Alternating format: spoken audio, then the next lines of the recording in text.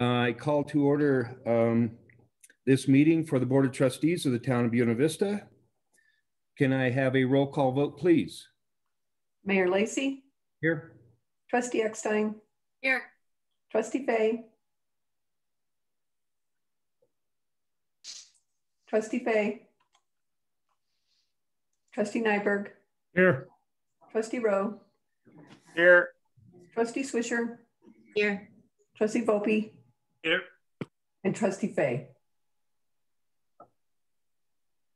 You're muted, Libby.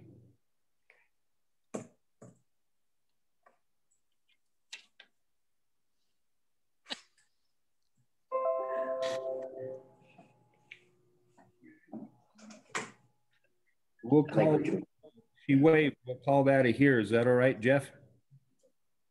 Thank you very much. Would you all please join me for the Pledge of Allegiance? I'm here.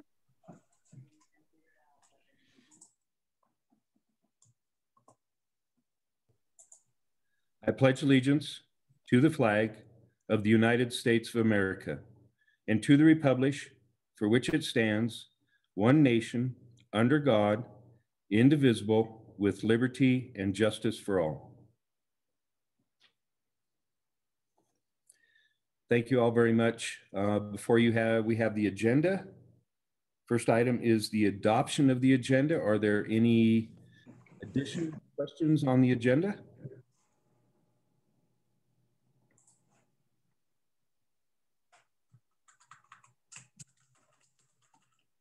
Hearing none, I would entertain a motion to approve or approve with amendments the agenda as presented. I move to accept the agenda as presented. Thank you, Dave. Second. Second, Swisher. Further discussion? All in favor, say aye. Aye. Aye. Thank you all very much. Next item on the agenda is consent agenda. Are there any questions or comments on consent agenda? Libby? Is page 46 in the consent agenda? It's the appointment of Jim Height and Colleen Fitzgerald. I think that's in the consent agenda. On page 46, one of them has only been appointed for a term ending in 2021, and the others are 2023. So is that correct? That is correct. Jim was appointed last year by the Controls Advisory Board, but we never had the resolution presented to the Board of Trustees to approve. So that is why he's at 2021. Okay, thank you. Thank you, Libby. Any other questions or comments?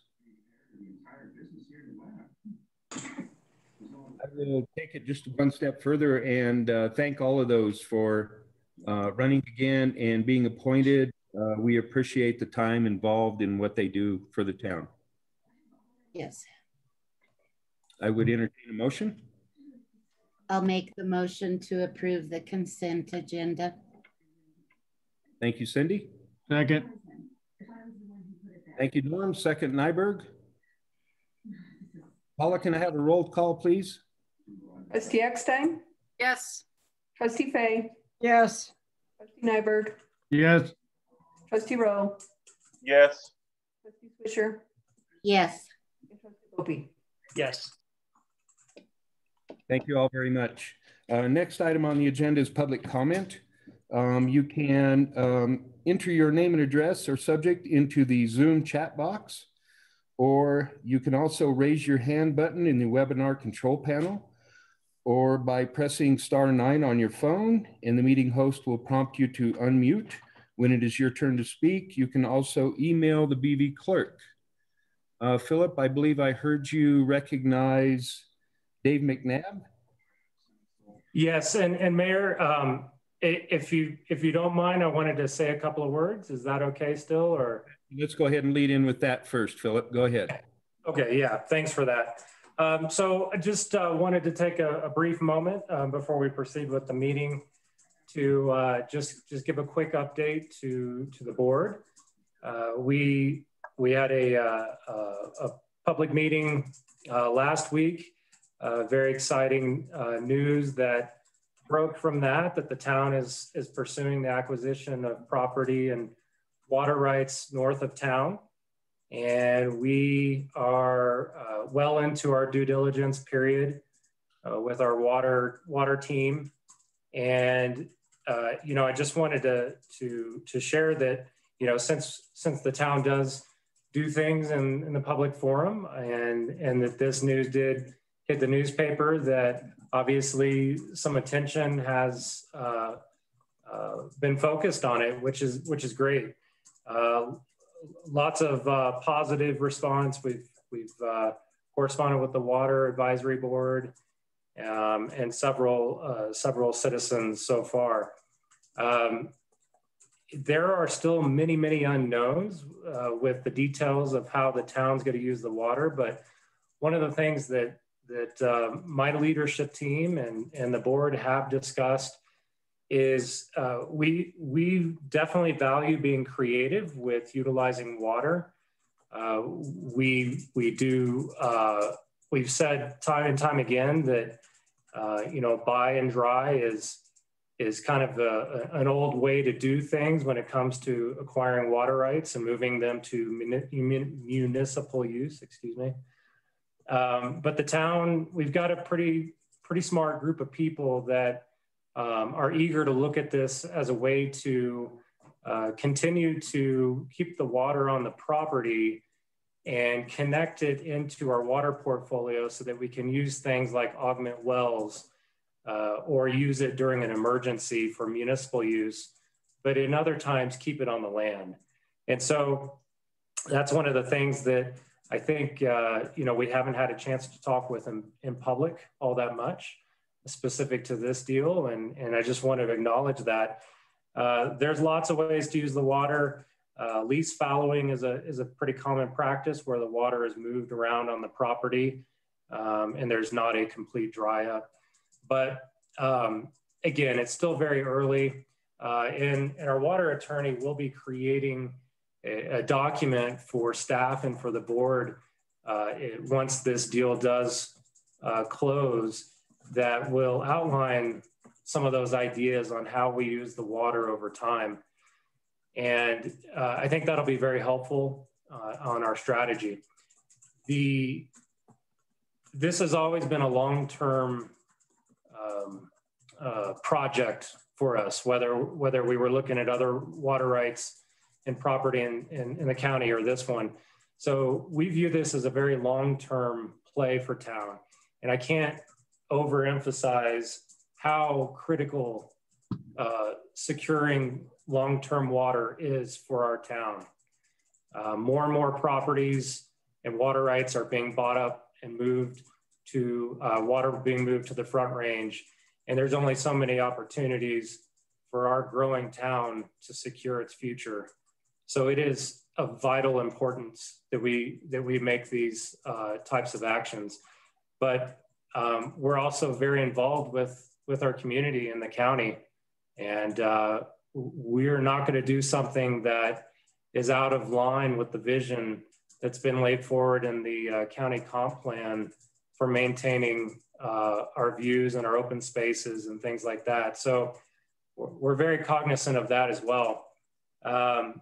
Things are looking good so far, and we're very, very eager and looking forward to working with the property owner to learn more about their operation on the property, how they handle and manage the irrigation, the grass crops, the haying, and so on.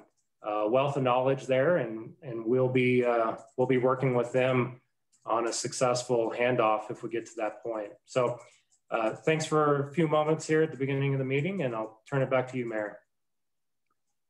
Thank you for that, Philip, that update and a clarification for the public. Obviously, we have seen some of these come and go, and we're going to have to react when we have the opportunity. I guess that's the best way I can put it, whether it be this board, another board. Front Range will gobble up everything here if they can. So very good point. So we'll go back to public comment.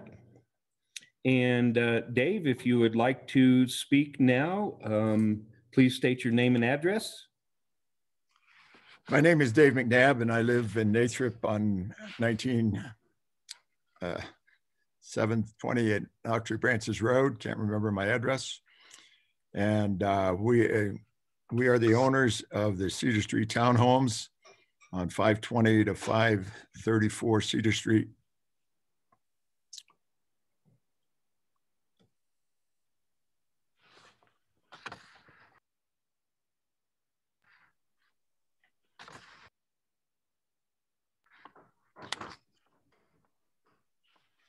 That come through? Yes, yes, you did.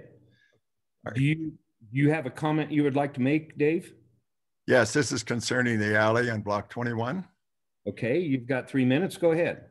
Okay, I think that the council, and thank you for the opportunity to you, Mayor, and to council. I did prepare a document which I think has been distributed. We bought these townhomes, portions of them, 30 years ago when we moved here, and finished out the ownership of 8 of them just as recent as 2 years ago. I want to make a very strong point that we have always kept them as long-term rentals and not gone to the vacation rental business.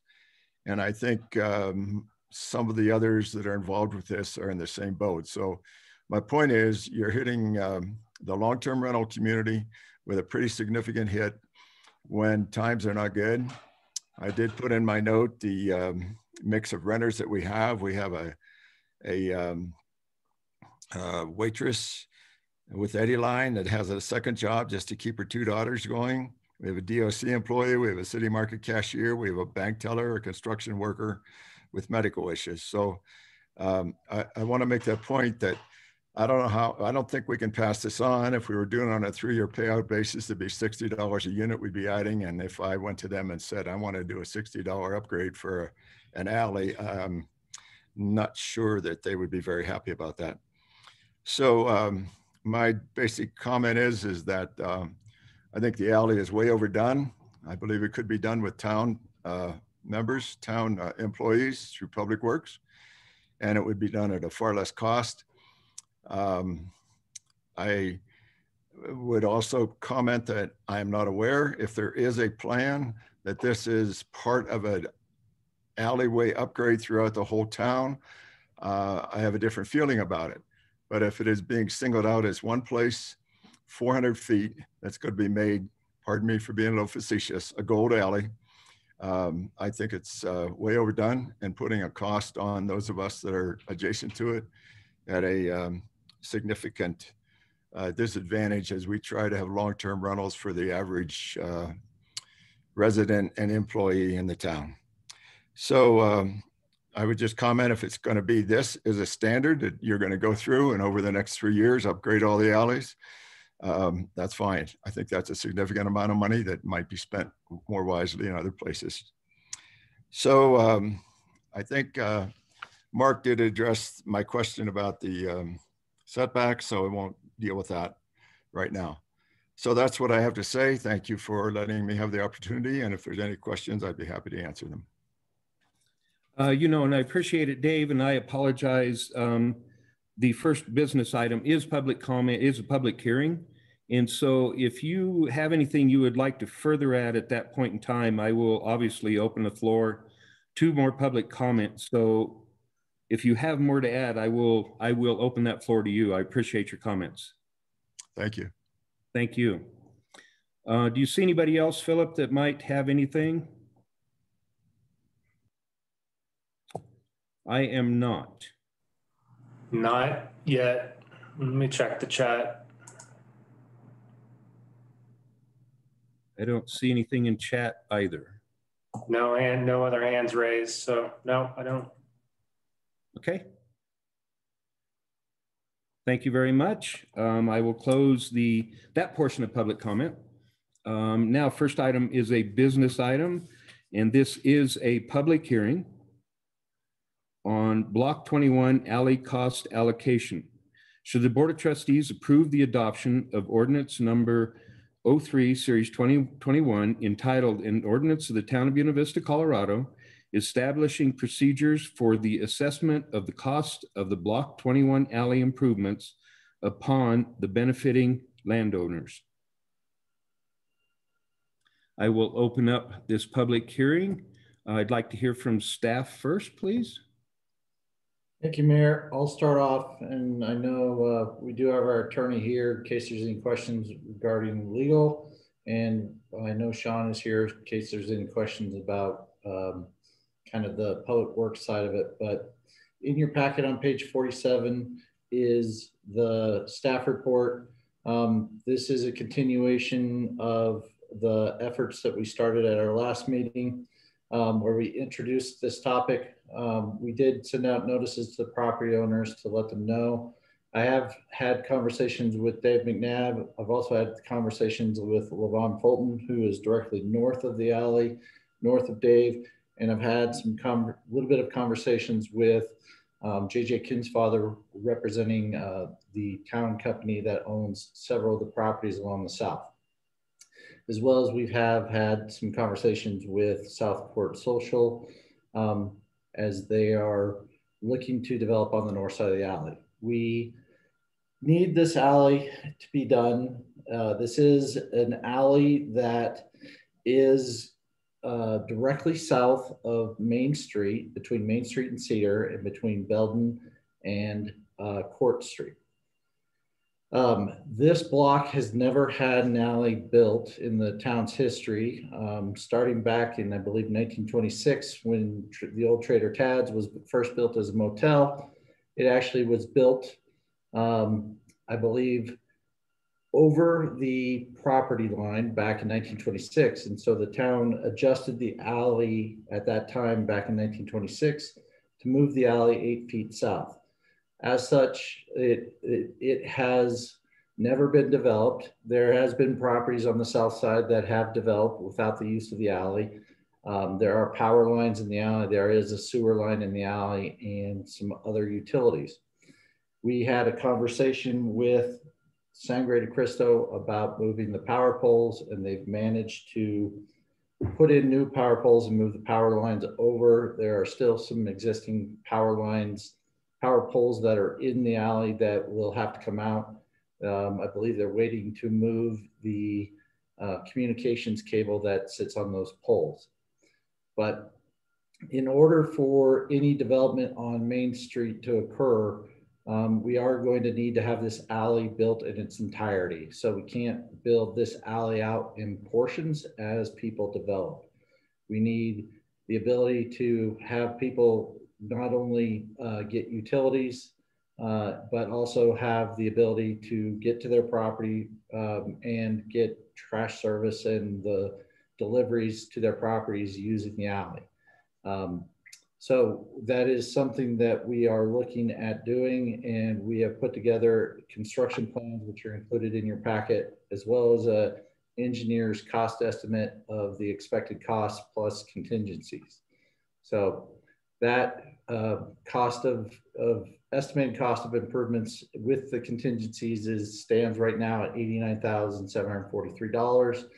The proposal that staff has presented to the board is how do we collect those costs, and how do we determine which owners do we assess those costs from? So we are looking at assessing those costs for the property owners of this block that are going to benefit from the alley when it is constructed, whether they have access to it now or in the future with any new development. So for vacant property, as it comes in, they'll have use of the alley.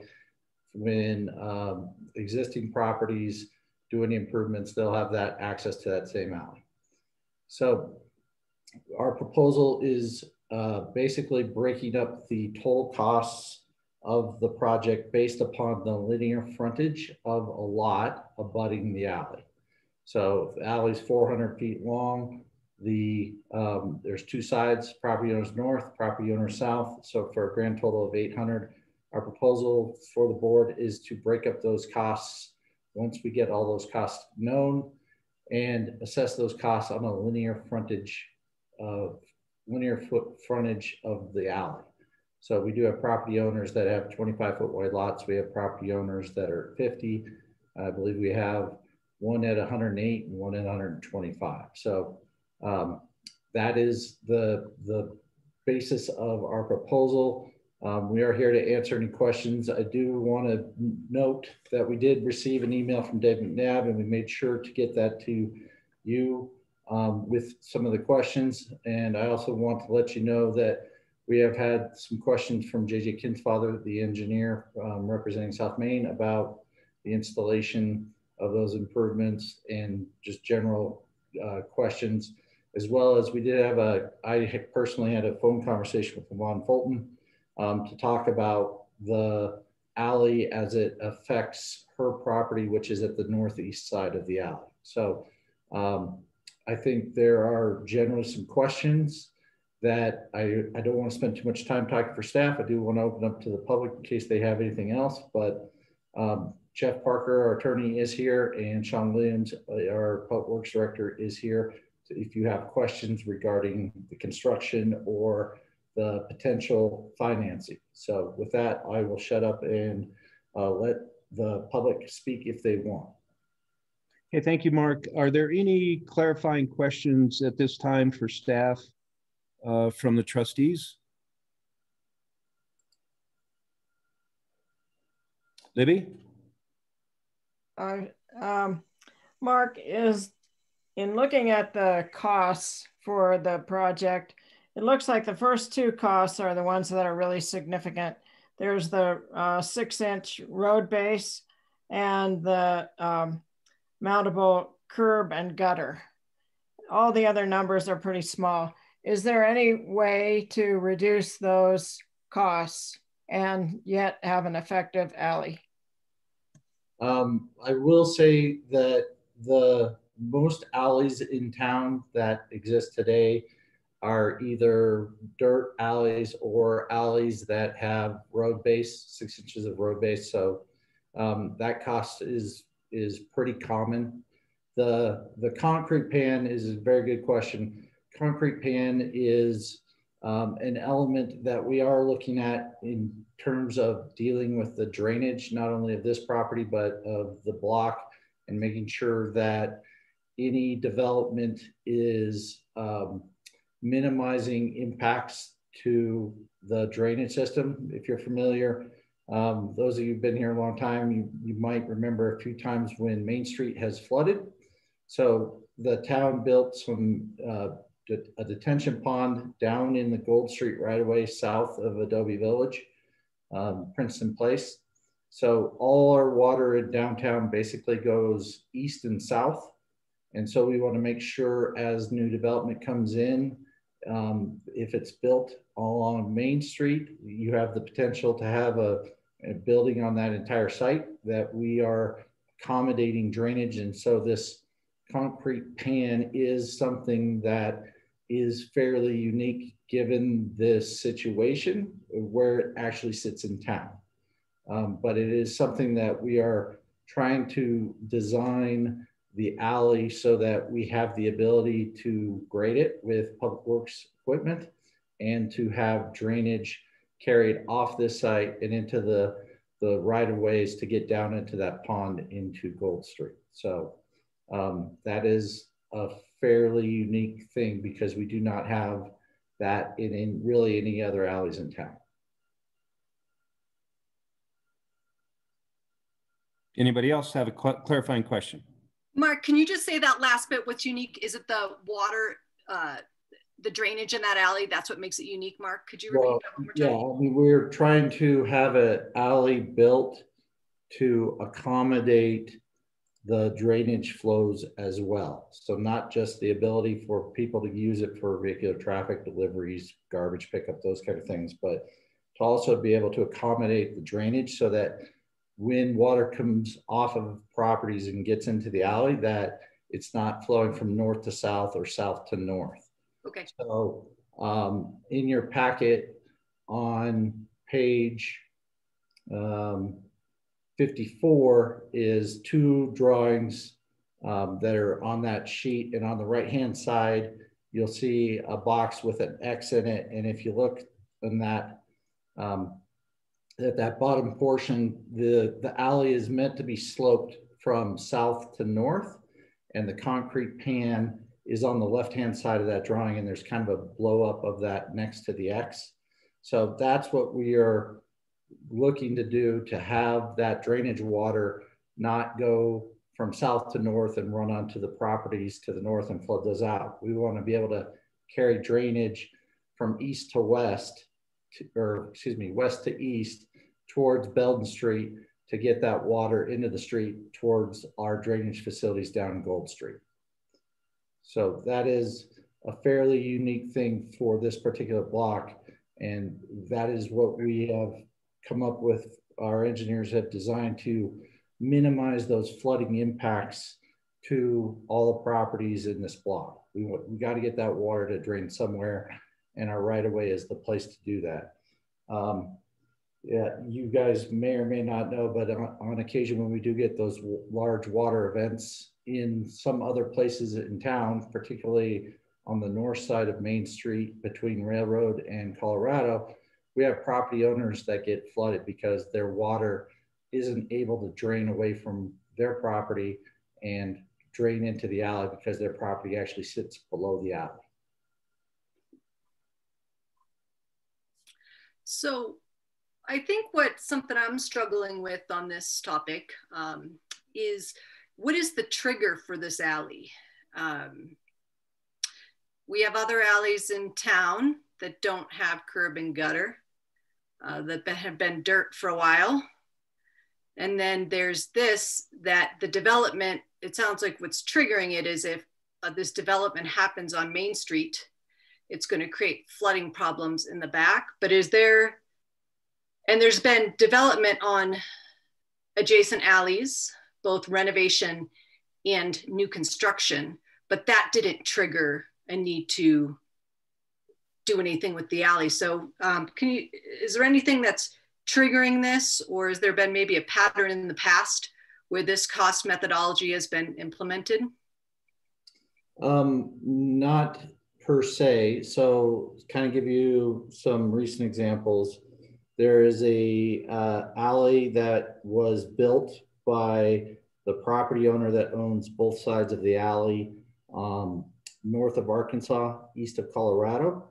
So that property owner is trying to get buildable lots that have already been platted. The alley is there. It had never been built.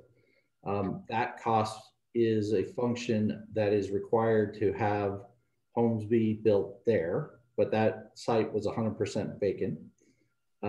We did have property owners on block 38. When that was developed, we did the Pinion Belt and water line. All the property owners along that block went together to get that alley and those improvements done, because there was some, I believe, some sewer and some gas that needed to be installed there as well. And then further east of here, I think it's on block 23, there are two homes that went in on Evans and Cedar. We required them to build the alley behind those two homes, but they were fortunate that they were on the corner and they only installed those portions of the alley adjacent to those homes. So we may have to have another conversation about block 23 if we see development coming in on Main Street on block 23 east of this block. So it seems like new development, which makes sense, is what has triggered it historically, like developers. Yeah, I mean, really the trigger is if we have development where we don't have alleys and we need an alley to be able to serve, we can't necessarily rely on the pace of development to build out portions of an alley, particularly if someone is proposing to build in the middle of the alley. We need all the alley built to be able to serve all the properties. And then, of course, the existing alleys, there's never been a cost modeling such as this for any sort of repairs at all. Not to my knowledge, but I've only been here for 5 years. I can't tell you what they did in 1963, but seems like most of the alleys that exist in town were built at some point in the past, and I couldn't tell you what they did in 1872, 1972, or 1912. If I may just interject on that question, because it's a good one.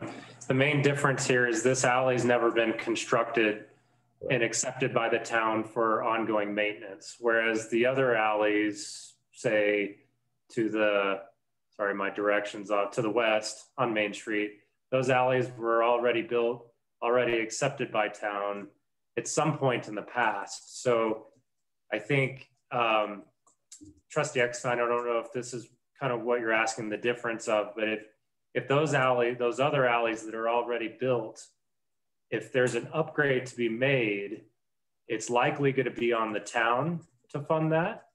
But Town Attorney Parker might clarify. I think there's still opportunity if the town wanted to assess those costs, those improvements back to the surrounding property owners. Is that correct, Jeff? That's correct. So the town can basically assess improvements made to sidewalks and streets and gutters in front of any property in the town that is in need of it.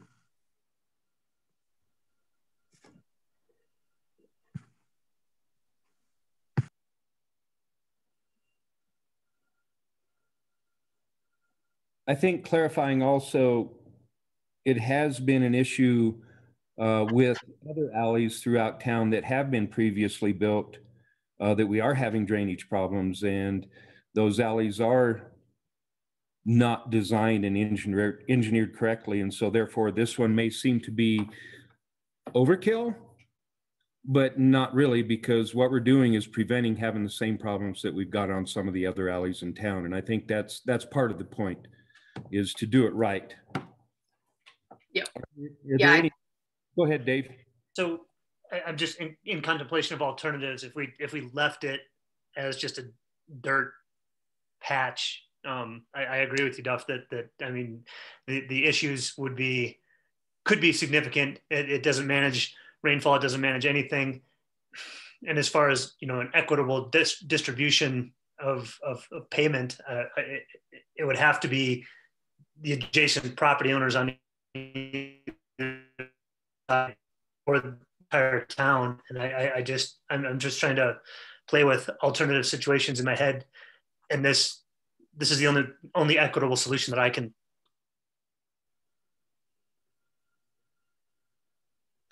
Are there any other clarifying questions for staff right now? Are we good? Yeah, sorry, Libby. Go ahead, Libby. The only thing I can think of is that if we extended the period over which they can pay for their share, you know, if it was 5 years rather than 3 years, then the payments would be $40 per month rather than $60. Jeff, would you like to interject on that? Is that appropriate? Well, you know, the statute that we're proceeding under actually has a sort of a default of payable by within 30 days, but the town in the past and can in the future decide what period is an appropriate payback period. And so I think 3 years was used on the last project that the town assessed this way, but it doesn't have to be 3 years. It could be 5. It's up to you. Okay, thank you, Jeff, and thank you, Libby. Other questions? Comments? Go ahead, Cindy. I would agree to a longer payback period. This has come on some of the property owners as an expense that they didn't expect. It wasn't them that decided to develop the property that's being developed, and maybe more of the cost of the alley should go on the people that are developing now, because we had power lines in the alley before. Dave McNabb has said he's had that unit for 30 years, and I wouldn't expect to have to pay for an alley after I was having a piece of property for 30 years. So I do think that this is uncommon situation right now.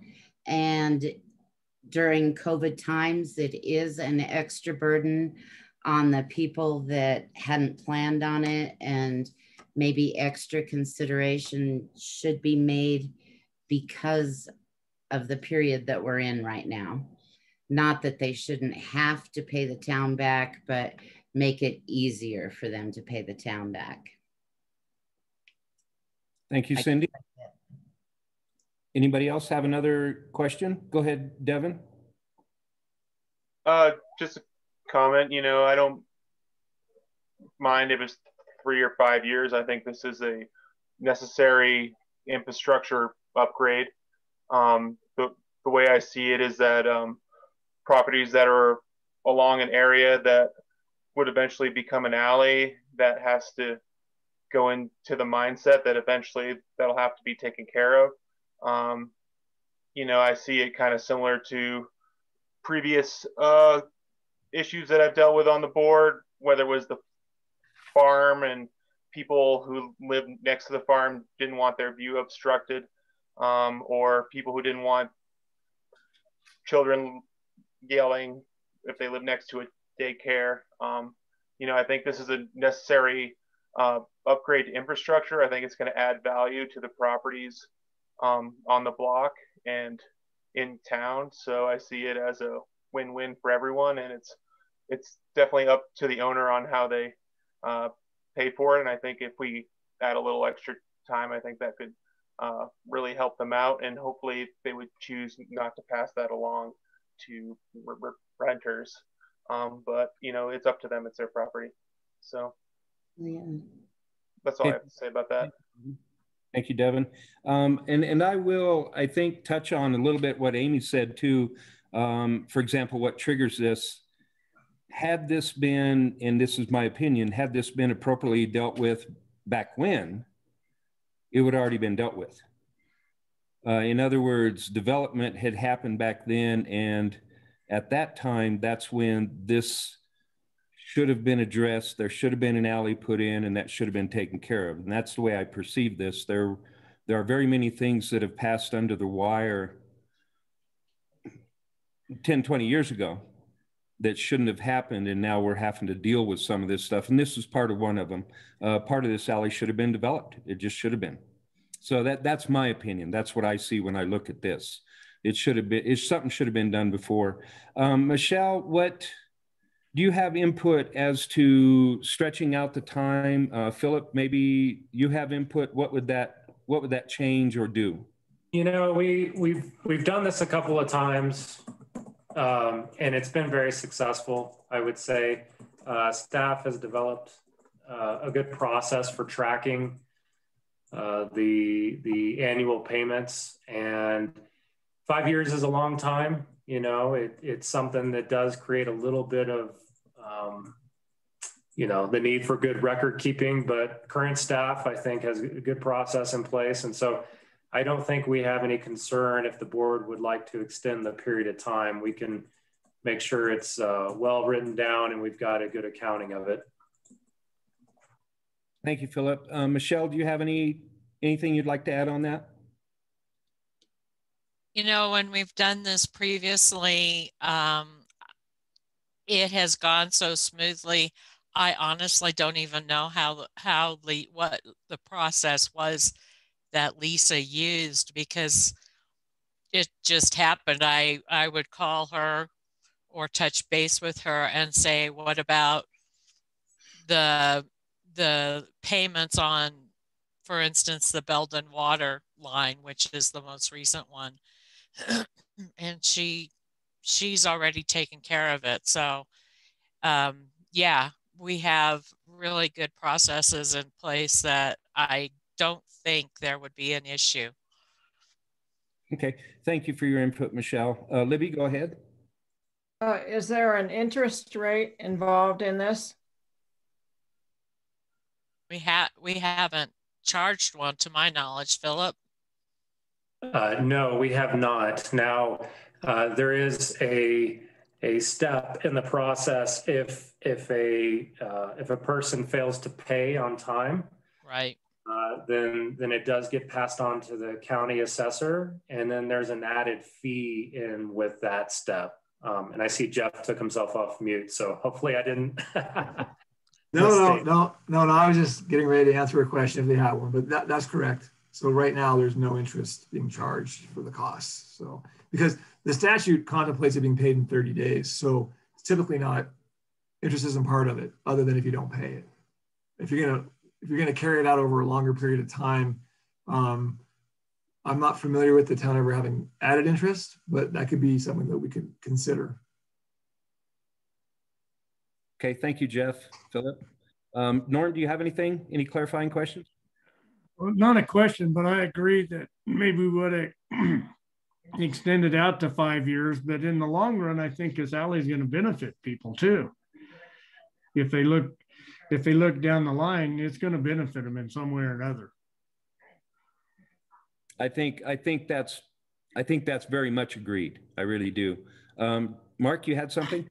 Yeah, I do. I just would note, given the specifics of town, we have lots of rights of way that aren't necessarily developed the way they should be.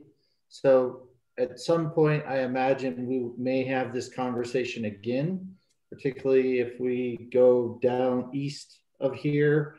There's also properties that are south of Cedar on Evans. Evans has never been built as a road, much less the alleys off of there with gold and pine. So we may have to come back on various projects as things come in. And, you know, right now we've got people sniffing around talking about projects, but we may have other conversations of these. And so as such, I just would note that right now we have our infrastructure policy that we developed in 2018. We may need to have a conversation about that again to reflect these kind of decisions. So it's a big picture conversation when it gets applied to a very specific property. So I just would say that we will probably see more of these efforts in the future. I know we have dirt roads on a good portion of roads in town. I know we also have alleys and unimproved alleys in town. So I just imagine that as these things come up, this might be an ongoing conversation. And we'll deal with the specifics of the properties and the proposals when we get to them. Thank you, Mark. Amy, you had something else? Yep, I think that makes sense to look at these alleys from a proactive standpoint. It's always going to be easier to collect money from the alley when people are breaking ground. I think it's uncomfortable now because people have been living 30 years without this alley. So if we could maybe look in the future, that sounds great. I think just in terms of motion, I don't think I can vote in favor of ordinance number 3 tonight. I think it is necessary for development. So I think the alley should be built as town has proposed. Let's build the alley properly. And I agree new development should pay for the alley. I'm just struggling with the distribution and time frame for the existing residents to pay. Okay, Amy, I'm gonna interrupt a little bit because we are in a public hearing. So at this point, we're asking clarifying questions for staff. Okay, thanks, Mayor. And yes, and so if there's no other clarifying questions for staff at this point, I will open it up to public comment. I see nobody else raising their hand, so I open this portion of the meeting up for public comment. Do we have anybody who would like to raise their hand to speak or post something in chat?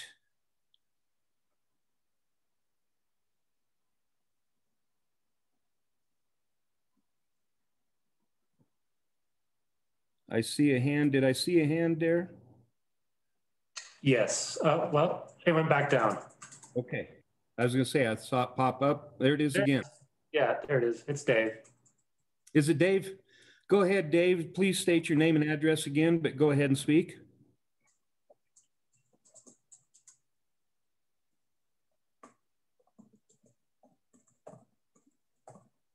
Let's see. He's still muted. There he is. I apologize. I apologize for doing what I did at the beginning. I'm not up on your procedure. Sorry. All right. I watched the Zoom of last week's meeting, and there was a comment made that perhaps the sidewalks at either end and the drainage going into those particular streets would be handled through a sidewalk fund or something. I wasn't quite clear about that. That was brought up, and I think that would change the cost some if that already could be absorbed in some way. And then this is probably a comment that I would like to make. It's probably inappropriate, but in 30 years, we've only had one leak in a basement. That was due to our gutters. So we have good drainage on our property in the front going off very well. And I do want to comment, as I did in my notes, that the way Cedar Street improvements were handled and how that all came about, and that drainage at Belden, that's excellent. That was done, I think, prorated over the whole town for on a tax basis, not on the individual frontage on Cedar Street. Other than that, it's obvious that you folks think this is a good thing to do, and I guess we'll participate with it. But we've known there's been an alley there since the time we bought it. We've used it on occasion as an alley, just wiggled our way around the poles. And if it's got to be changed, it's got to be changed. But those are my comments. Thanks. Thank you, Dave. Is there any other comments from the public? I do not see anybody else with their hand up or in chat. I close this portion of the meeting, public comment. Clarifying question for staff. What was that? Refresh our memory on the discussion on the sidewalk fund that might be able to help that, or was that just included in the comment? I'll let Sean address that. Thank you. Sean? Yeah, thank you, Mayor. Thanks, everyone. Yeah, I think in conversation, it came up as a possible way to alleviate the financial burden for the project. I will say this too. I think that, measuring, in my experience, the engineering cost estimates are conservative on the high end, right? Because that's usually the case when you're evaluating something, you look at, the contingencies involved. I think that there's an opportunity for us moving forward with this to get some of the work that Public Works can't do, which would be, the mountable drainage, curb and gutter, and get some cost estimates identified for that. But any in-kind efforts for, alley construction would be a benefit to the financial burden. And if it's, time cost effective and it's efficient and it's something that we have time to do with our staff, I'd like to be able to provide that, and maybe even allow an evaluation on a future sidewalk improvement project. I think that there's a lot of areas, right, that could use some sidewalk improvements. I think this area is kind of calling out for it right now, possibly. I think I might be able to share that with you in the future. Okay, thank you, Sean. Mark, do you have a comment? I do. I just would note on page 51 in your packet it's showing 2 phases of construction. So towards the west end is probably a little bit more known. Towards the east end is, we got to have some coordination and conversations with both the budding property owners, Levon, Fulton, and McNabb, on how that gets done. But the plans right now call for 2 phases. So in the interim, I would imagine there might be just a gravel solution, but we anticipate that it would take some multiple phases to get this whole project done. But obviously the cost of construction, based upon our purchasing policies and whatnot, our intent is not to do a gold-plated alley. Our intent is to do an alley that serves the needs of the town. For this particular block, we've identified some drainage concerns. Okay, thank you, Mark. Are there any other clarifying questions for staff? Thank you. I close that portion of the public hearing. Conversation, trustees, questions amongst yourselves, direction, what thoughts? Actually, I'm sorry, I'm going to open this back up just for 1 second. What is the timeline on this, Mark? I would defer to Sean on that, but I don't necessarily think that this is necessarily going to happen this summer. I mean, obviously we have Southport Social is just beginning groundbreaking on their project. I don't necessarily want to be in there creating an alley when they're having construction. So I think this is going to be some coordination. You know, I don't think we have a good set plan in place yet in terms of timing. Okay. Because we got to rely on construction that is on the north side of the alley. So, you know, I might imagine maybe there's some beginning steps we do this fall, and maybe it's in the spring or summer next year. Okay. And then also, correct me, I believe we said we're all also waiting for Sangre to do some work on the poles. Yeah, that's the other big variable is, so just so that you know, and so the public understands, we as a town reached out to Sangre de Cristo to inform them that their power poles were in the wrong location. They were in the middle of the alley because of that unique situation that the alley had been moved 8 feet south. We were able to get Sangre de Cristo to move those power poles at Sangre de Cristo's costs because they were in our rights of way. So, you know, I want to make sure that we're very clear that we're trying to protect taxpayers as much as possible. And that was a problem that we identified months ago. And so we were able to work with Sangre de Cristo to get them to relocate those poles. We're still waiting an answer on, I believe it's Colorado Central Telecom that has communication cables left on the existing poles. So I think Joel may have some more information on that. They know that they're supposed to move them, but that's about all we've gone so far. We'll keep pressuring them. Okay, and thank you, Joel. Thank you, Mark. I was just kind of trying to get a direction here as to a timeline that if we're just what kind of decision we need to make as soon as possible, not that kind of direction. So I appreciate that. I will close that portion of the public hearing for staff. Trustees, questions for each other, comments?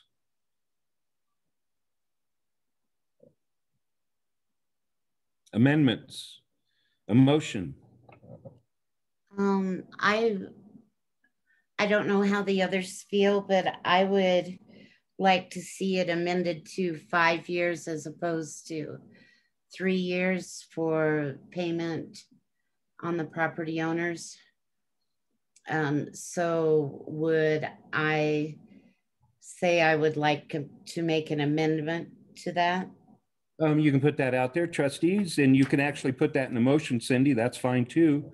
Basically, it's a motion to approve ordinance number 3 as amended to a 5-year, if that's what you discuss. If the board would like to interject a little bit. Any other comments on that, board? I agree with Cindy. Thank you, Norm. Was that a motion? It wasn't a motion. No, it was not. Okay, I would agree. I think in considering Mr. McNabb's comments, it does minimize the impact on renters.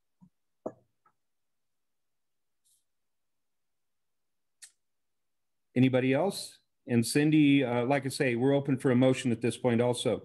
To approve, deny, approve with amendments. I would like to make a motion to approve with the amendment of amending the payment to 5 years instead of 3 years. Thank you, Cindy. Second. Second, Nyberg. Further discussion? Amy? You're muted, Amy. Thanks. If this is, Mayor, if this is amended then and it comes back, will we have time to get some feedback from the residents? Actually, if it's amended now and approved, it will not come back. Correct, Jeff? That's correct. So basically the citizens have had the opportunity with this public hearing to make a comment. Okay. Okay. Any other questions? We have a motion and a second. Roll call vote.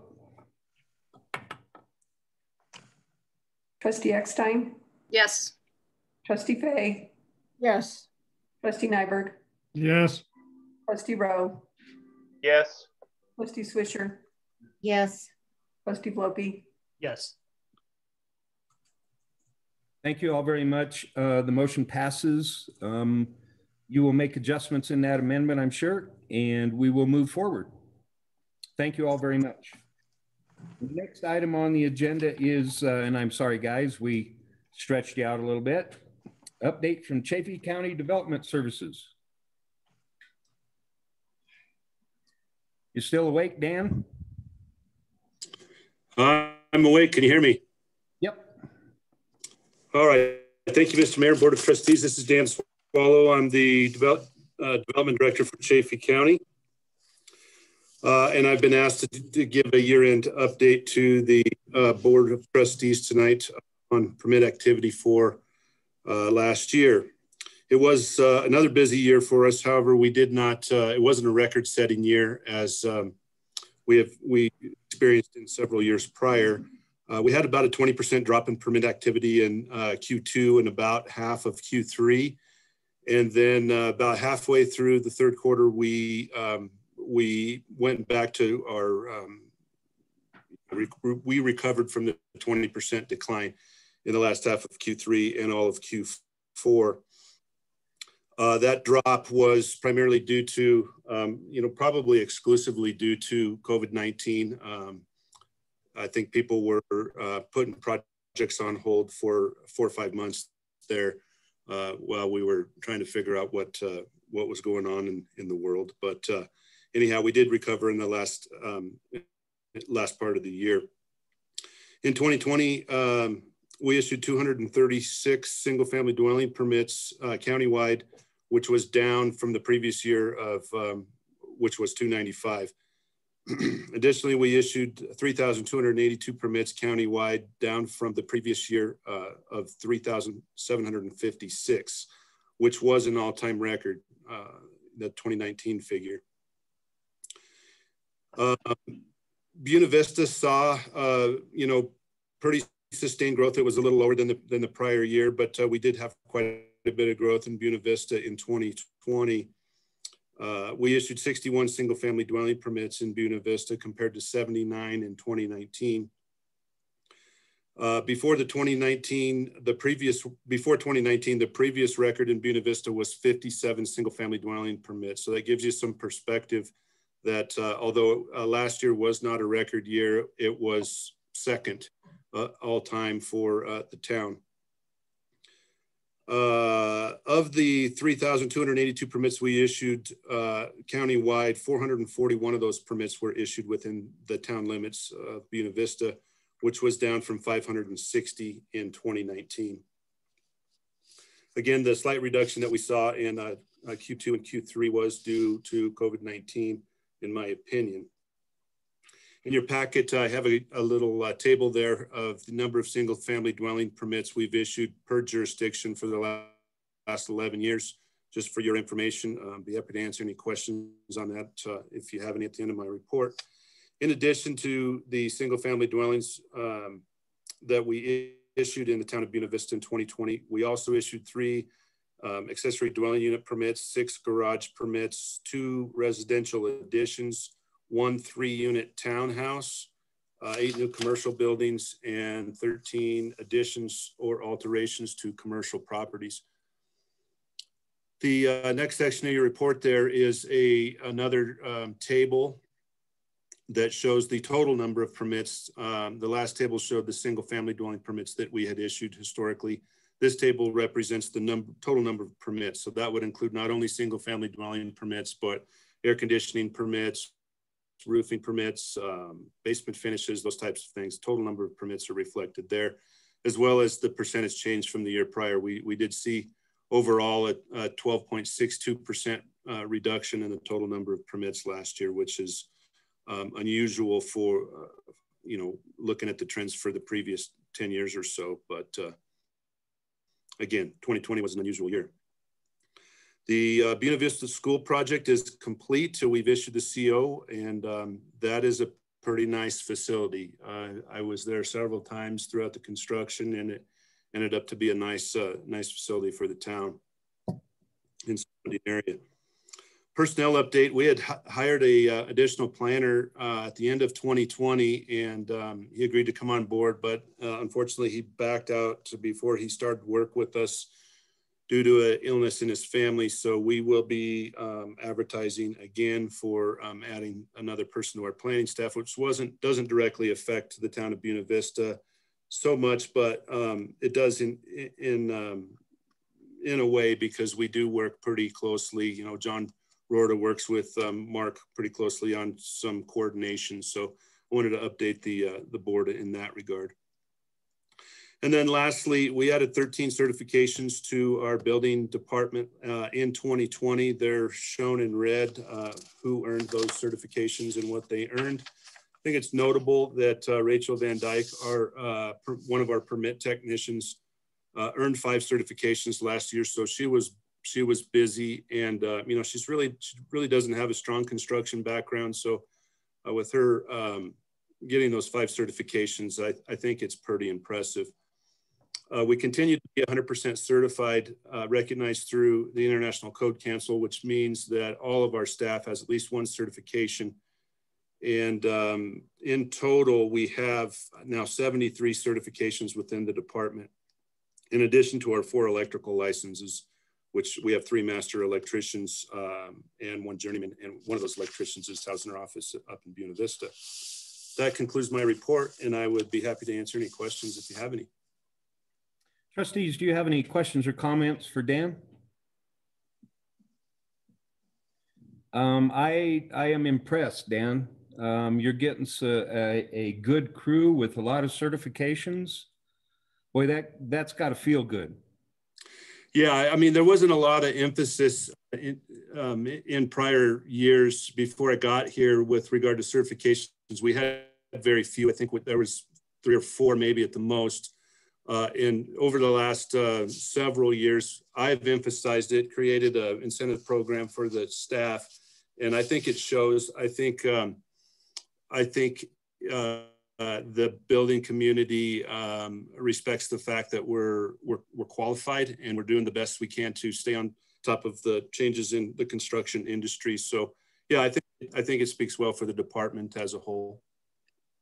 If I remember correctly, I think when you came on board, did you have 3 inspectors? When I came on board, we had more than that. Let's see, we had.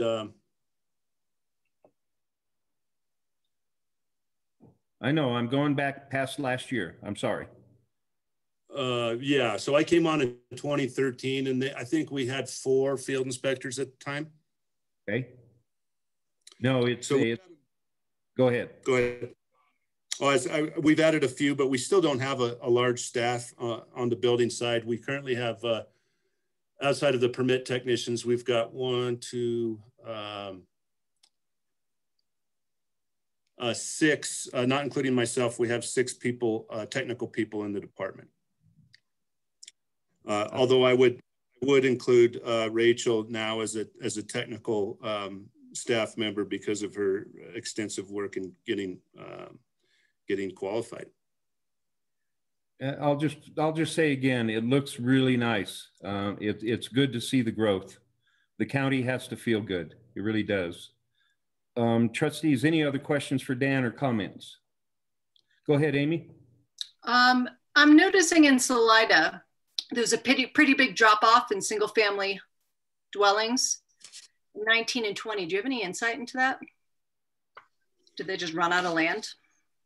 Yeah, I mean, I think that's part of it. A lot of Salida is, in those years, have been infill.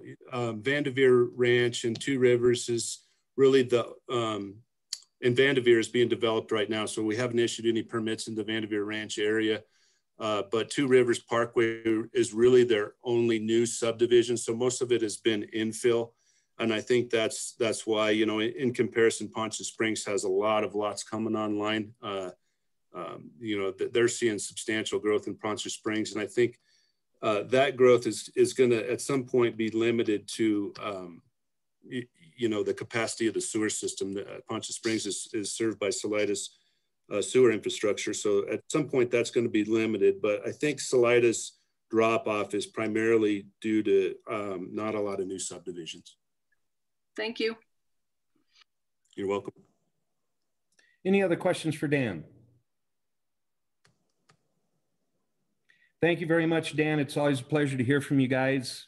Keep it up. Next year, well, this year, you're going to double.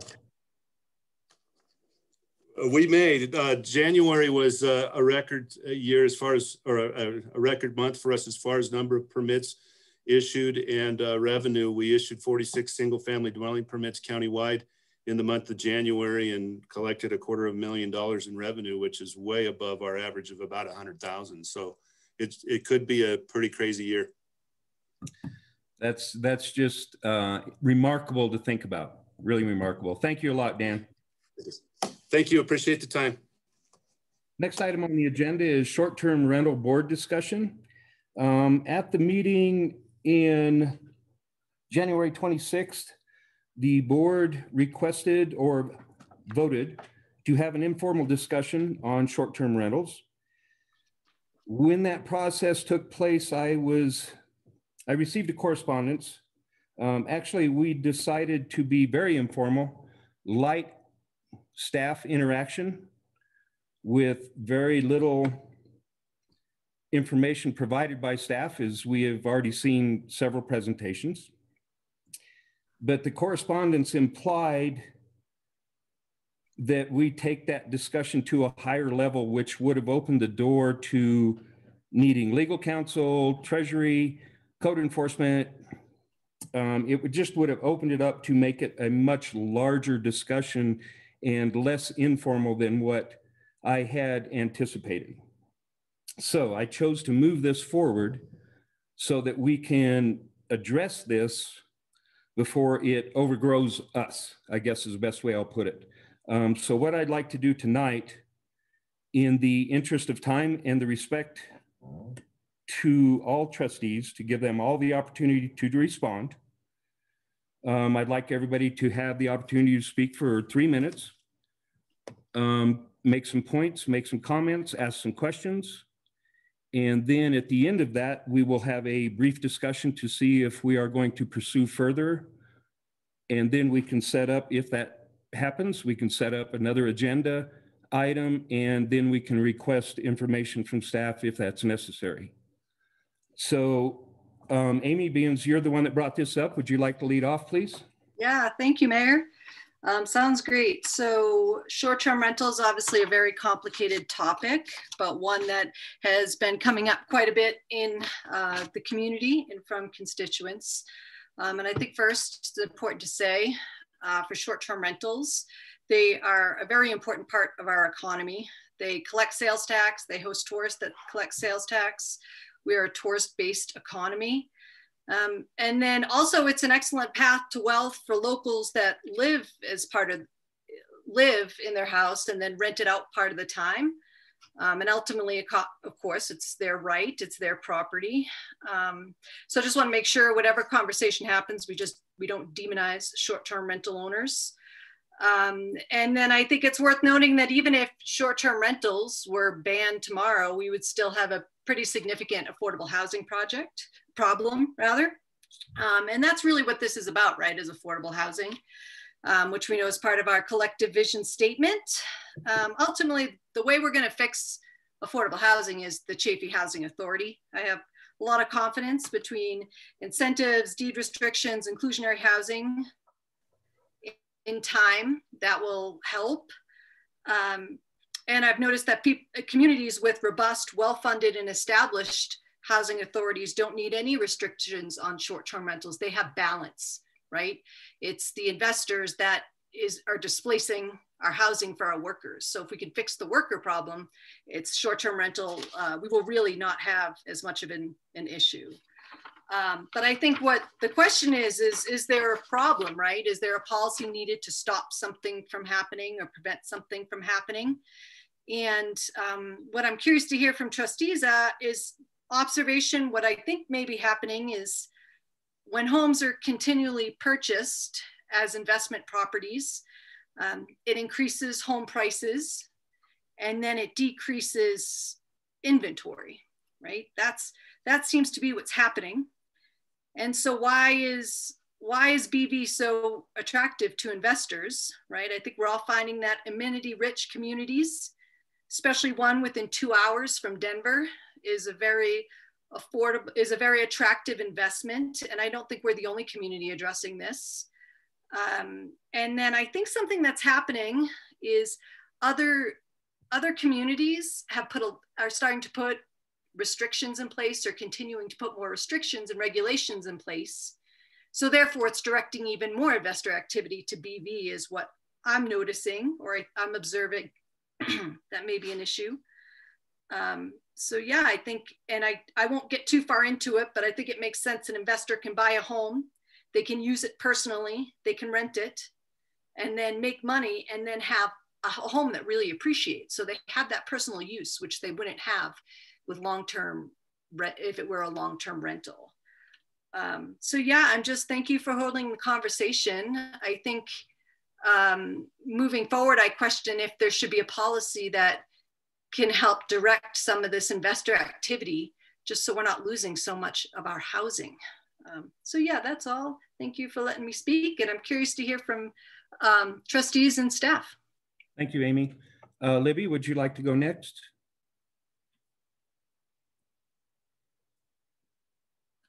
You're muted, Libby.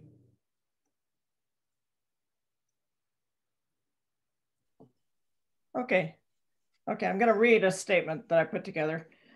Short-term rentals are a valuable asset to the town of Buena Vista in that they attract tourists who may prefer renting an entire house for a group, have pets, or just prefer the nature of a house versus a motel or hotel. 2, they give second home owners a way to get rent while preserving their flexibility. 3, they allow owner-occupied residents to get cash flow from renting a portion of their home. 4, they provide more accommodation for tourists. We do need to have short-term rentals. I don't buy the argument that we should consider the effects of eliminating them altogether when we are questioning whether they should be regulated in terms of number or concentration. The main downside, as I see it, is that investors may be purchasing homes and renting them short-term that would otherwise be available for purchase by people who work here to rent or purchase. There are very few homes in inventory, and non-resident investors may be better equipped to buy them at higher prices. The newly formed Chaffey Housing Authority may be willing to study and recommend a county-wide approach to short-term rentals, but they will not be able to make recommendations immediately. I'd like to see an update to the data used in the May 26, 2020 work session, particularly in terms of the number of rentals by type and zoning. I'd also like to know the number of 2021 licenses. I would like to have an update as of May 28th, 2021, and an agenda item for review on June 22nd, 2021. That's it. Thank you, Libby. Thank you. Good points. Cindy, would you like to go next?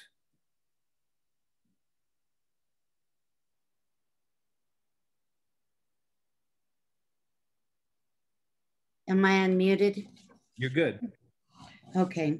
I do agree that short-term rentals are beneficial to our town, but in some ways they are also detrimental when it comes to having employee housing. in the Friday's Mountain Mail, there was 6 places for rent. In Buena Vista's paper, there was only one place that could be a rental, and it was a 2-bedroom, 2-bath for $1,700 a month. And you look at the availability of what's there for people to rent, and you look at the help wanted section ad, and employers are finding it more difficult to bring in, to be able to bring employees to town. A few ideas that I have had that, and I'm just throwing an idea out there, is that in the future, we should probably limit the number of short-term rentals, cap them at a certain amount. Who knows what that amount is at this time, because we haven't done studies. One thing that I would like to see is that they limit the short-term rentals, unless you're grandfathered in already, to people that live in Chaffey County, because they will be the money making. They'll make the money off of the short-term rental, and their money is spent here in our county. If you live in Denver and you have 5 short-term rentals in Buena Vista, you're not spending the money that you make off of your short-term rentals in Buena Vista. You're spending it in Denver where you live. And so that's one thing you might want to consider.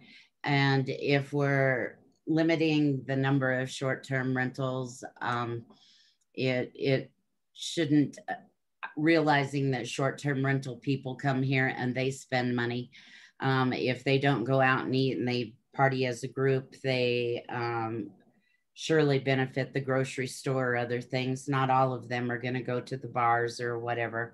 But if it was actually owned by somebody that lived in Chaffey County, we would know that the money was being benefited to Chaffey County.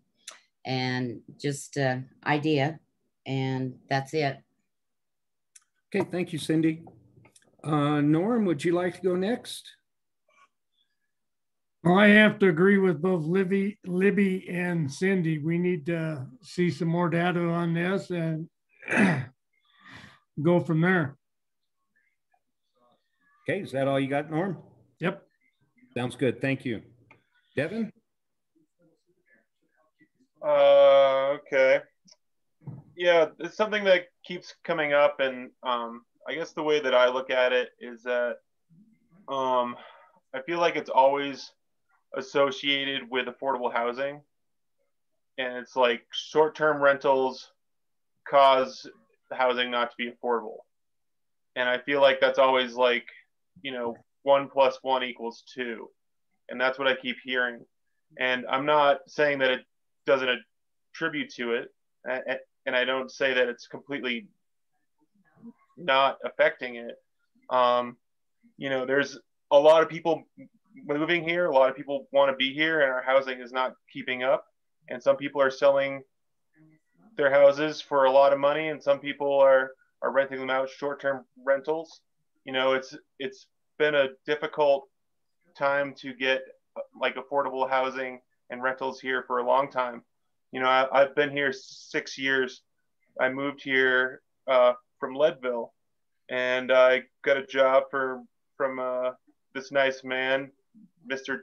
Joel Benson, and I worked at the roastery, and I commuted for 6 months, and the entire time I was looking for rentals, and I could not find them. And this was before, this was 6 years ago. I don't know if short-term rentals were as much of an issue then. I wasn't looking for short-term rentals, but I was looking for normal rentals. And it was an issue. I couldn't find housing. And, I think the way I look at this discussion is I look at it as like, how do we find affordable housing for people here? I have zero hope of buying a house right now. I don't have the money for it. I work in a restaurant. I'm not going to buy one right now. I have student loan debt. There's a lot of people like me. But I don't, I agree with Libby and Cindy that we need more facts. That, I see, there was, I remember years ago, we talked about Durango and Denver, how they put moratoriums and limits on stuff, and that's because it was getting obscenely out of control there. And you know, I haven't heard the alarm bells yet. You know, I hear people, and you know, members of the board being upset about it. But I, you know, the way I see it is that this is all connected to affordable housing, and that it's not just short-term rentals, it's transportation. If we had a bus system where we can move people around this county and we could get workers here and we could get affordable housing and build it in places like out in Lathrop and out in the unincorporated county and move things around. You know, short-term rentals are valuable to tourism, and as a person who makes all of their money off of service industry, I don't want to restrict people from coming here because I want them to give me their money. So, you know, that's my take on this, is I feel it's more about how do we help and fix affordable housing here instead of how do we deal with the problem of short-term rentals. Because I think I need more facts before I decide that I want to do anything about short-term rentals, but I know we need to do something about affordable housing. So that's all I have to say on that. Thank you, Devin. Good points. Dave? Yeah, thank you. I agree with everything that has been said, except for maybe the Joel being a nice man part. Other than that, I agree with everything everybody said. And I know that the Chaffey Housing Authority is just getting up and running, and that's, you know, it's unfortunate that we are a little behind the curve there, but I know that this is something that they'd like to look into. I've been in conversation with Becky Gray, who's in attendance tonight, and I'm not sure if it would be appropriate to have her comment, but I know that they are looking for, you know, a data-driven community conversation regarding short-term rentals that will likely be, you know, countywide, so it's equitable in town, out of town, north, south, Chaffey County. And I guess my suggestion or my thought would be, you know, have a third party that can, you know, spend the time digging into this deeply, getting the data, having a community conversation, moving slowly through this would be where I'd like to see it go, rather than make some action about an issue that we all, you know, everybody agrees that there's some issue there, but I think we haven't really even defined what it is. And I'm not sure that we're able in our peripheral view to be able to do that without involving a bigger communication or a bigger conversation with the community. So I'd like to hold off and defer to Chaffey Housing Authority's judgment when they get up and running. Okay, thank you, Dave. I'm kind of trying to assemble a little bit the comments, and I think first and foremost, number one is data. We have some data, but it is not, and I think this is the way we put it previously. We don't have enough data, is the best way to put it. We don't have enough consecutive years of standardized data, in the respect that we started out with a venture. We codified it. We started making some changes, and we moved forward. I believe, and I'm probably going to be wrong here, but I think we had just about 2 years of data, and then we had COVID, which really played with everything. Everything has seemed to have changed, but I'm hearing that data is number one when it comes to where we need to be or what we're looking for. The other is having somebody in a position, I don't want to necessarily put it there, a knowledgeable position that can decide that data and bring something forward to us in respect. The issue, and I agree with Devin in the respect that the problem has always been here. Housing has always been an issue. As long I can go back to, I think it was my third year out of 10 that I was on the board, and we had a discussion in Salida, and back then housing was an issue. It just was. And like you said, short-term rentals really didn't exist. It was one of those things. They were out there, I'm sure, but it wasn't a, oh my God, they're overwhelming everybody and running us out of town. I have not heard anybody identify a problem other than really data, number one, that could be a problem that we need to look at. And I think that's where I perceive the hang up to be is more data information. And I know, if I remember correctly, and I heard the number, I think it was in the past couple of days, we're at 90 right now, so in that ballpark, 90 plus or minus for the year. A number that I know, and that's something else that's been brought up, where do we set the limit, and is that a trigger that we need to do something? Is 90 the trigger? Do we want to do something at 90? Dave brings up a good point that Chaffey Housing is getting their feet on the ground. They're already looking into this kind of potential discussion. I believe that's a good direction. That's what we're involved with them for. They can maybe help us work through this. Other comments from trustees? Mayor, I think it was 130. I think it went from 94 to 130 short-term rentals, but if, I don't know, if any staff has, well, from 19 to 20. Oh, well, I'm talking about today.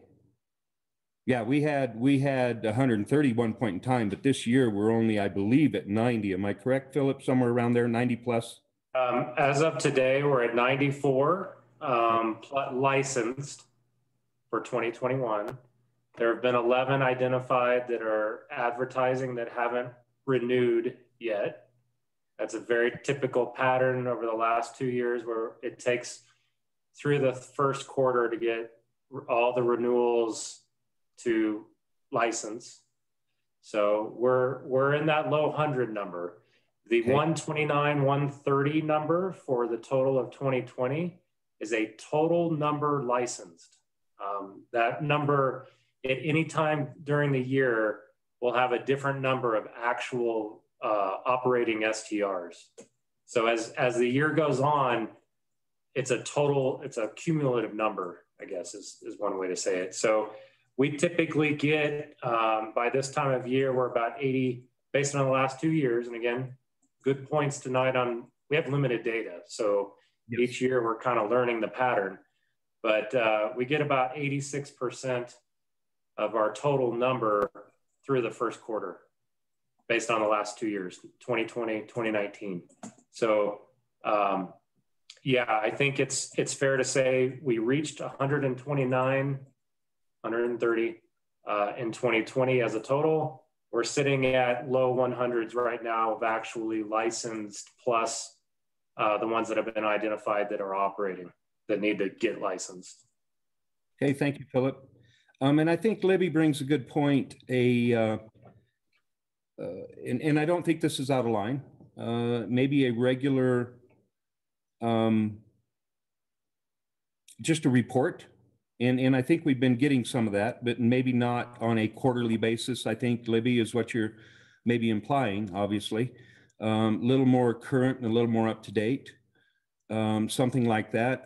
I'm trying to find where we want to go from this right now, I guess is what I'm looking for. Is the problem identified? Do we need to put it on the agenda to pursue it further? Are we going to, there again, and I know we had asked for input from P&Z and we haven't heard that yet. I would like to hear, I mean, obviously we always talk about waiting or listening to our advisory groups. And here we have P&Z that's more than an advisory group, they're actually statutory.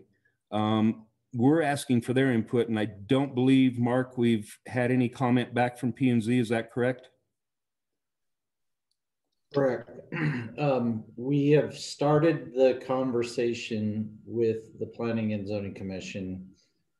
We had a couple of meetings where we introduced some data to the Planning and Zoning Commission to give them more information so that they can help inform any recommendations, if there are any recommendations to the board to pursue. So I believe it was in December, in November, December, we started out with some maps that help inform some decisions. So we gave basic data like the numbers of properties that are zoned R3 for multifamily versus single family, R1 and R2. We have numbers of vacant lots. We have a good estimate of the total number of housing units. We have the ability to map the properties that are owned, that the tax bill is being sent by the assessor out of this county. We can provide all kinds of data. And so we had started that conversation. I just would note that we are a busy planning department and we have a lot of stuff coming through the door. I have an application waiting to set up a meeting to talk about someone who's choosing to convert a hotel to long-term living. And we have other things that are occurring. We have some people who have converted houses to different types of dwellings. We have businesses that have apartments. It's a hard thing to wrap your head around if you have nothing to do, and we have plenty to do. So we are trying our best to get information to the Planning Commission to get them to wrap their heads around this topic, because housing is a significant topic in this community. Thank you, Mark. And I think that's kind of what, and I think that's what Trustee Volpe was alluding to, is rushing into something unless, and I have not heard, I guess, a quorum, if you want to put it that, identify that here's the problem, this is what we need to do. And that's what I'm kind of looking for. Amy, go ahead. Yep, I think what I'm hearing, if I just so I understand, I think there is wanting more data. I don't think it's fair to ask staff for any more data. I think when I know for my decision, I feel really comfortable with the information that's been provided. So out of respect to staff, I'd probably say there is maybe defer it to the housing authority. They're gonna, hopefully there'll be a new housing study. I think we'll find we're very short on our housing units. But I would feel comfortable moving forward, looking at creating a policy to prevent widespread investment into our residential inventory. But I think I don't think there's the majority, Mayor, is what I'm picking up on that. So I probably wouldn't want to move forward on it. So maybe I don't think there's any instruction for staff at this point, other than, I'd love to hear from Becky Gray on it, but if we're not going to do anything, that might be a kind of a waste of time. And maybe trustees would feel more comfortable once there's a housing study that's been done. I think that's kind of what I'm gathering. Obviously, I would like to move forward on it from that. And again, the problem, I think the data is there to show we are having a lot of investor activity because of, without any limitations. I have concerns, but it seems like we don't have a majority. So I think this was a good conversation to have, but I don't know if much more, sounds like the board doesn't really want to pursue it. So I don't think I'd make a motion at this time. Okay, any other comments, trustees? Direction? Because and here's where I'm going with this. Okay, this will be the third time, I guess, we've had this discussion. Do we constantly or continually keep bringing it up and letting it float down, bringing it up, letting it float down? And I'd like to get a direction at this point to where we can communicate with staff. We know where we're going tomorrow, I'll put it that way. And that's just speaking that way. so that we know what we're expecting to hear in, for example, Libby, I would like to see, I'll put this out there and maybe this will be approved by trustees. I would like to see a quarterly report. I think that would be fine. I don't think that's asking too much. That's no different than we ask Michelle on when it comes to treasury reports. So could we not, I mean, that would be something that I would lean towards. The other comment, I guess, would be, do we want to give the housing authority the opportunity to get their feet on the ground? And then we can communicate with them and start relating to them or relaying to them our information. Do we want to table this until that, let's say, a point in time, middle of the summer, in fall? Contact Becky, keep in contact with Becky and see when they're ready to do something, if they can help us. I'm looking for a direction, board. I don't think the quarterly reports are the way to go, because I think we know they're increasing substantially. I think annual's fine, what staff's been doing.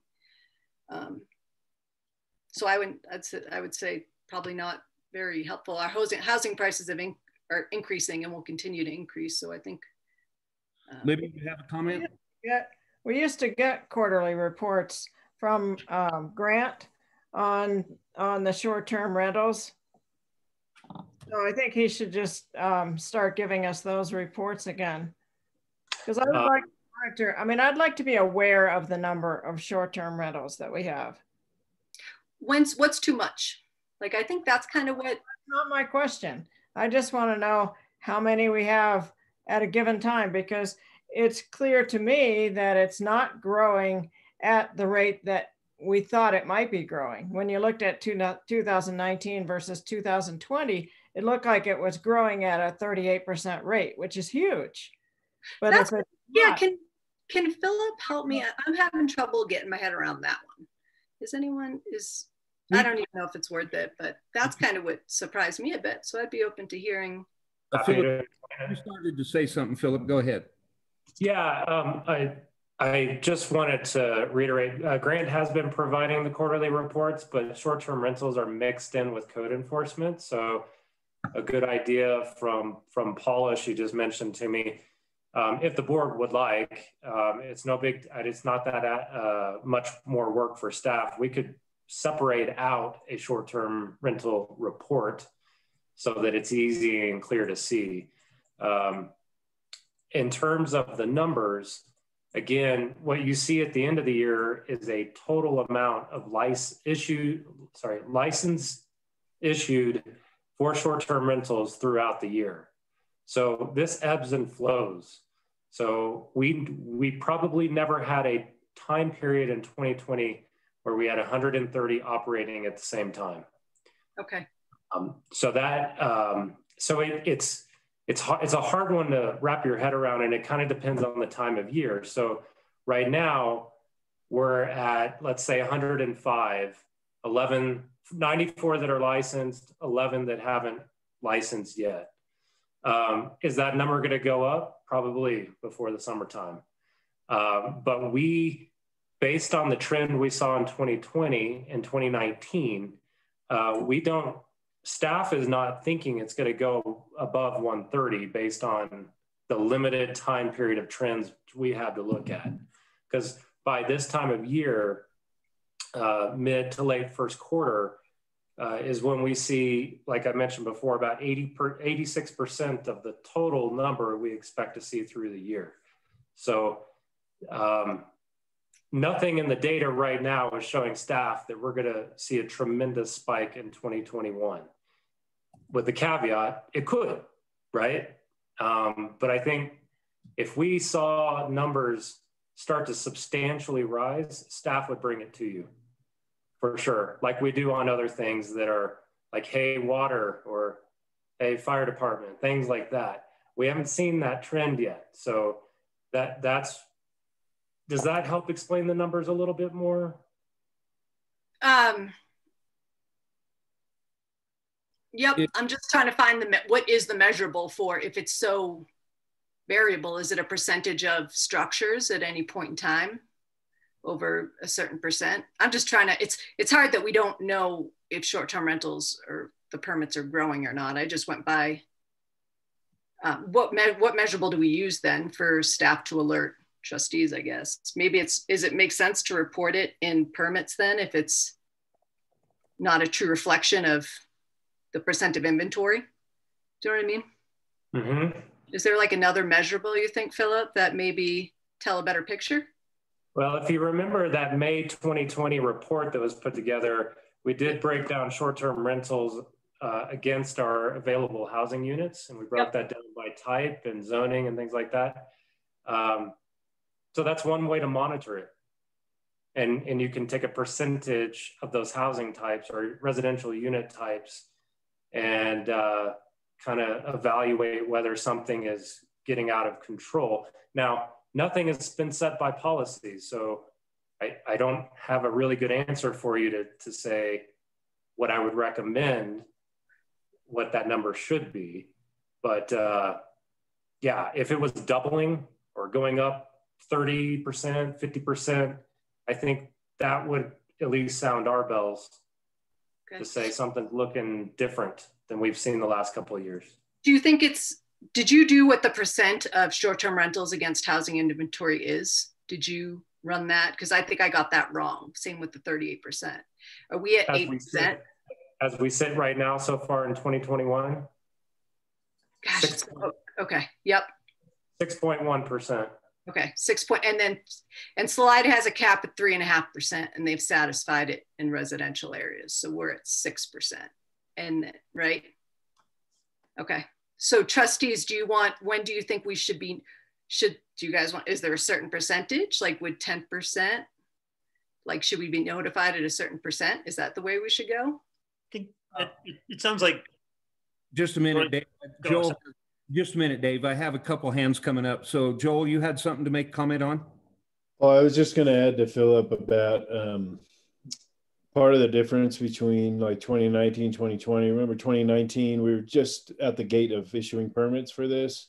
And so it takes some time for people to catch on that a permit is required. So that early on, those numbers are kind of false numbers. That's all. Thank you, Joel. Good to know. Thanks, Joel. Devin, go ahead. Yeah, you know, I don't see a need in like requiring any kind of percentage. The way I see it is similar to what Philip like stated earlier. He said it before I got a chance to, but you know, I really trust staff to bring forward things that we need to take care of. Whether it's like stormwater, or we need to build an alley, or maybe we need to buy some water. You know, and that's how I see this, is that, you know, I really trust staff, and that if it comes to an issue where we need to take care of it, I have full faith that they will bring it forward to us and let us know, and then we can take care of it then. You know, I haven't seen any reason to not trust staff in that way. And, you know, I know there was times in the past where that may have not have been the case, but, you know, the way I see this is that as long as staff is monitoring it and bringing it up to us, and if it becomes an issue, then I think they'll bring it forward. They will bring it forward and let us know so we can do something about it. So I think it sits on our shoulders. Dave, you had something. Go ahead. You know, Devin summed it up pretty well. I was the only assigning a certain percentage tonight just feels like darts. It's not data driven. It's not meaningless. But I am not qualified to throw out a number that I'd be comfortable enforcing. I agree with Trustee Rowe that if staff saw an alarming aberration from trends, then bring it forward. But I'd like to just wait until, you know, we have somebody that can actually give us numbers that mean something in reference to something else. I know that, you know, Salida's, Amy, you just said, was 3.5%. I know Leadville's is 12. I don't know that either one is right or wrong. They just seem like arbitrary numbers. So I have no frame of reference to continue trying to trying to wade our way through this without having somebody that, you know, again, the housing authority makes sense. I think that we should wait until they give us a presentation, or we can invite them when they're able to help us frame this conversation. But right now it just feels like we're wandering. Yeah, I think the housing authority could help, but it's definitely not their primary. That's not their primary focus. Understood. But I think maybe just in summary, because it's going on so long, so it doesn't keep coming up. It sounds like quarterly updates. Do you think rather than number of licenses, which I was definitely didn't fully understand that, do you think maybe trustees, or excuse me, board, a percentage, short-term rentals as a percentage of units, total units, might just be how it should be reported? Does anyone have any comment on that? So we can, and then we won't do anything unless, I don't know, if we don't know what frame of reference is, I don't know when we know to act, but maybe at least that's what the data can be reported in. Cindy, you got something? Yes, I do. I think that the Chaffey County Housing Authority might be able to provide very valuable information. I do not think that we should, as a board, totally rely on their information, totally rely on them when it is something that we should possibly discuss and handle. I am for quarterly or semi-annual reports because I don't want to put on the back burner and forgot about. And I know the last time that we had talked about short-term rentals, we were going to do a 2-year survey. I do not think that 2 years is an appropriate time frame. So quarterly or a semi-annual report. And yes, I do trust our staff very much, but I also think this is something that the trustees need to take responsibility of. Thank you, Cindy. Mark, you got something? Yeah, I just want to add, so part of the information that we continually have conversations, I have conversation with Becky all the time. She has provided us plenty of information from around the state. I will just say that short-term rental housing and housing in general in the state of Colorado, when everyone wants to live here and visit here, is an issue, and every community does it differently. Denver does it different than Aurora, than Lakewood, than Colorado City, than Durango. Each community gets to make its decision as what it wants with regards to that. And so, yes, we can get you information on Durango and Gunnison and Grand Junction, but at the end of the day, if there are any directions, it's something that this board needs to make a decision that works for Buena Vista and that isn't necessarily the same as Denver or Durango or Gunnison. It is a, what flavor of ice cream do you want is really what I'm saying. So we can provide you all kinds of data, but at the end of the day, if you as a board want staff to do something, we need direction from you. We can get you all kinds of data and resources. That's part of the conversation we're having with the Planning Commission to just educate them as to where we are. So we already have some data in the can that we've started this conversation. And I would expect that this community would also be heavily involved in letting us know, because I would bet you there's a lot of property owners that have an opinion. There's a lot of business owners who are looking for staff who have an opinion. And that's the kind of information that I would expect that you guys would be asking us to provide and get from the community as well to make any decision. Thanks, Mark.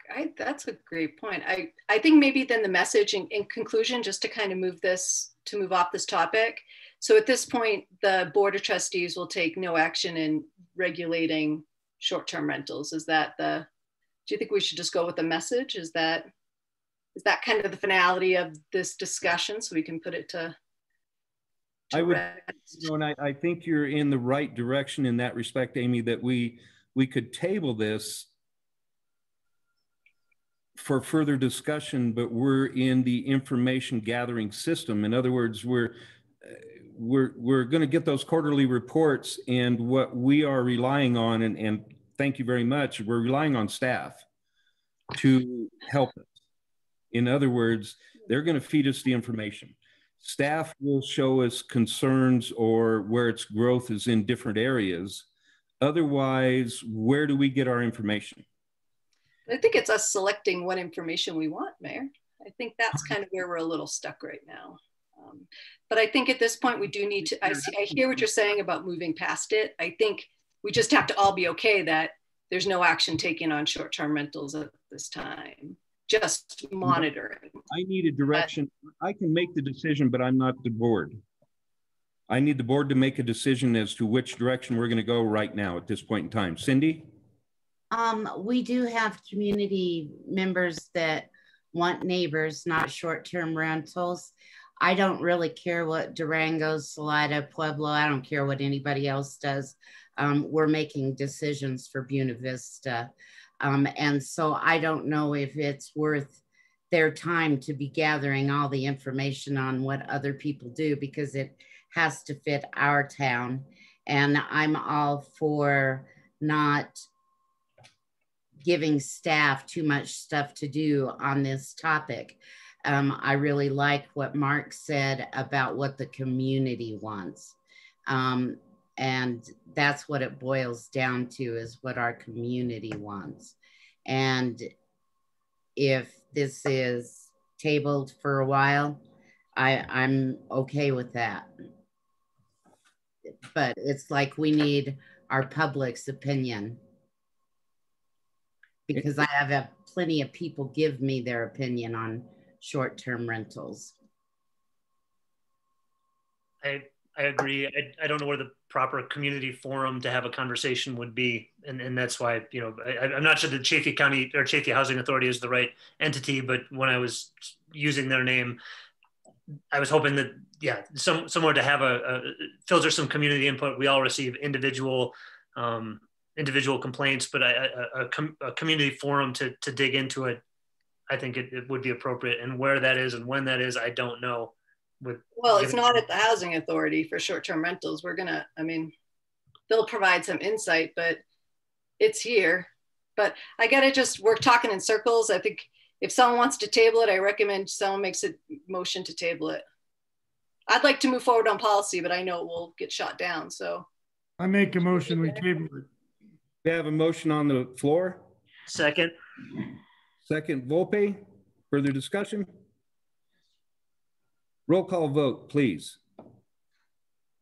Trustee Eckstein? No. Trustee Fay? Yes. Trustee Nyberg? Yes. Trustee Rowe? Yes. Trustee Swisher? No. Trustee Vlope? Yes. Okay, so thank you very much. And at this point, Jeff, we're not date specific. We are just tabling the matter. Yeah, that's what I heard for the motion. Thank you very much. And I just want to thank the board. I know I've been bringing this forward. Thanks to staff and the board for having the conversation. Thank you. Next item on the agenda is staff reports, town administrator. Right. Let me shift gears here a little bit. So page 62 of your packet is my report. I'll try to keep it brief because we've got more to do tonight. So just a reminder, looking forward to the trustee advance on February 20th. We looking forward to a couple of work sessions planned at the next two meetings. Again, maybe a point of order or a reminder, you know, the board can request specific work session topics. So, you know, just keep that in mind.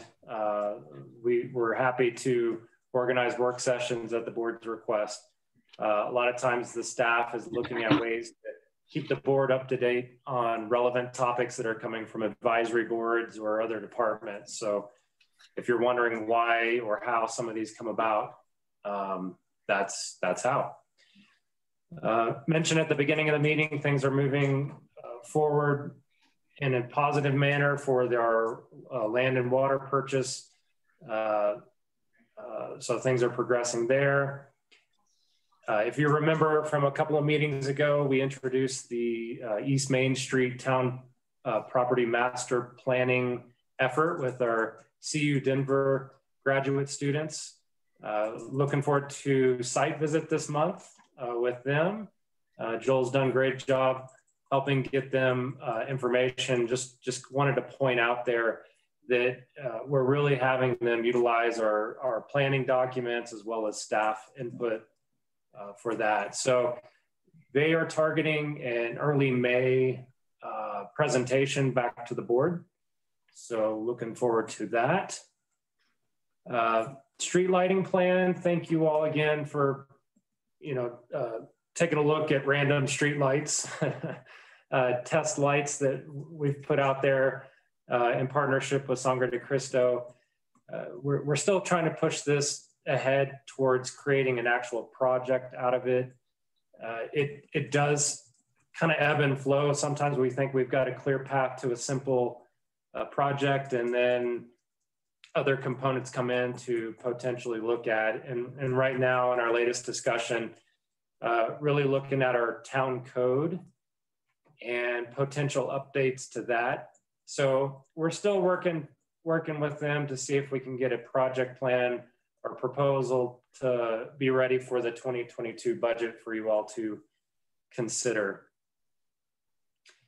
Arizona Trail Bridge is one of those long-term projects. Just wanted to bring it up again. It has not fallen through the cracks. We have not forgot about it. It is still under FEMA review, and our contracted engineers hopeful that we'll hear from them soon. I think it was back in December, late November, FEMA came back with some clarifying questions for the engineer, and we made sure that they got timely response to that. So we're still hopeful that this is a project that goes out to bid this year for construction. Fire Authority, our steering committee for that met for the first time last night. So thanks again to Trustee Volpe and Trustee Rowe for stepping in and helping with that effort. I think it was a great start to this pretty big undertaking. I think the thing I came out of last night was just a reminder that this is a pretty big deal. But I think we were all impressed with the two directors from the Chaffey County Fire Protection District that joined in on this. I think everybody's in it for the right reasons and for looking forward to creating something that provides value to the community. So I think that's off to a really good start. And I know our other departments probably have it in their reports, but I just want to say we're delighted to have a couple of our open positions filled in the police department and the recreation department. We're a very busy town, and getting properly staffed is critical. So with that, I will see if there's any questions. Trustees, any questions for Philip? I do have one, Philip. Who's in the other chair there? I'm blind and I can't see. And I will let Paula introduce. Okay, Paula. It is my joy to introduce to the trustees Lillian Simpson. She's our deputy town clerk, and we are using this meeting as an opportunity to do introductions as well as to do some cross training. Lillian worked on putting the packet together and things because we wanted to be sure that if I'm out of pocket that we have Lillian filling in and that we just don't throw her into the fire totally unprepared. So she's joining us tonight. I'm going to say that's a novel idea. When have we started thinking ahead? Welcome, Lillian. Cross training and being proactive is a good thing, Mayor. Thank you very much. Okay, is that all for Philip? Yes. Next would be Town Treasurer. Well, if Philip can say that's all for him, I can say that's all for me, right? Thank you, Mayor. Trustees, my memo looks like it's on page 64. And I'd like to start off with our transparency website, which has been live for a little while. And that is the link in order to get into just the regular part of the transparency website. It's also on our web page, on our Town of Buena Vista webpage. Lillian put all of those links on there. The 2021 budget is done. Yay! And we're doing things a little bit different this year because we utilized a budget book building tool that is in ClearGov. And so if you want to look at the budget book on the web version of the budget book, that is the link. It has Town of Buena Vista CO budget book, ClearGov. And because the printed version just gets bigger every year, and this year it's almost 300 pages, I think. Yeah, 270 is what I had most recently. It may have grown still. But if you want to look at that, that also is a PDF on the town website. And to find it, you have to go to departments and finance, and then Lillian put it at the very top of the finance department webpage there. So the most referred to portion of the budget book are the line by line spreadsheet pages. And I have printed copies of those for everyone, and they are in your boxes at Town Hall. If you haven't already, you might want to drop by there and pick it up. But then that gives you something hard copy to refer to when you're looking at budget items. But all the beautiful pictures and the graphs and the fluff is all the rest of that 270 pages. So enough said there. The town expenditures and the expenditures over $2,000 are listed next. I just got in the town sales tax for December, so I'll be presenting that information to you next meeting. So that concludes my report. I'll take any questions. Trustees, any questions for Michelle? I don't hear any questions or see any hands raised, but I think Joel will respect this. I remember when it was mentioned one time in a former life how the town used to operate out of one drawer, and we did, you know, we had way too many staff, and you know, but now when you say 300 pages on the budget, that'll fit in one drawer, right? Yes. Yeah, it was just an interesting comment. I appreciate, and we appreciate everything you do, Michelle. Believe me. Thank you. Believe me. Real quick, Mayor, just got to make a plug since Lillian was introduced tonight. You'll notice that we have new town letterhead and memo letterhead that she put together for us. So things are going to look better and more consistent going forward. We're all excited about that. You know, I really hate to say this. Did you get her to sign off on it? I know that wasn't nice either. I'm sorry. I'm bad. I'm really bad. Next item. Thank you, Philip. Rec Director. Good evening, Mayor and Trustees. My report is on page 66, and that was going to be my first comment. Thank you to Lillian for making our reports look so much better.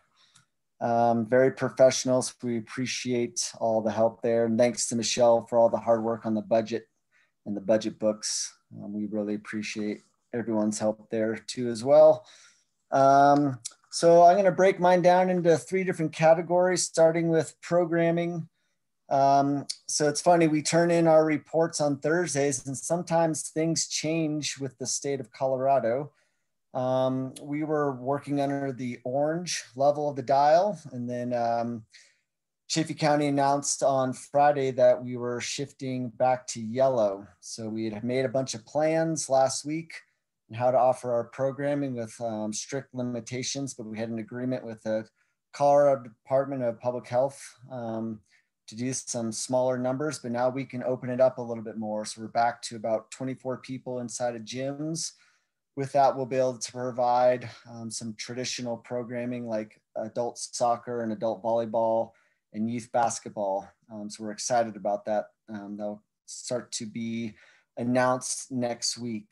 Right now we are offering a youth ski league on Fridays. We have about 36 kids that go cross-country skiing up on Cottonwood Pass every Friday afternoon, which is a really great program. And we did just hire a new staff member. His name is Tucker Wildeson. He's a great young local gentleman, married. He's been here for about 5 years, and he's going to bring a lot to our department as our recreation assistant. So he started officially the 1st of February, and he'll be starting more full-time next week. So just really pleased about that whole process and having him on board. Jumping into Ben's world, super busy right now, laying out our sponsorship program, something that we do every year to raise revenue for our scholarship offerings. We will be offering 3 levels again. We're happy to announce no increase in prices for our sponsorships. We have added a couple new things. This year, we're going to have a new opportunity for 4 businesses to join in and support in our production of dog waste bags. Since we have about 30 dog waste stations in town now, we need more and more bags. So we're going to have a great opportunity for businesses to get their logo on these bags and get them spread out around town. And then also due just to COVID and some hardship, we're going to offer 3 complimentary bronze sponsorships this year. So we have a little application process for that, and excited to keep people engaged if they can't quite afford it. For rentals right now, we are trying to keep it to local agencies and local companies using our buildings, since we still are limited with 20 in the Pinion and 10 in the Aspen room. And people have been really receptive to that, but we also have a lot of people inquiring for the summer. So the summer is looking busy. Of course, we'll have to keep people informed as limitations come and go. We started up our Vita tax services this week. That's our free tax services to local citizens put on at the community center. So it's good to see them back in action. And lots of inquiries about special events for 2021.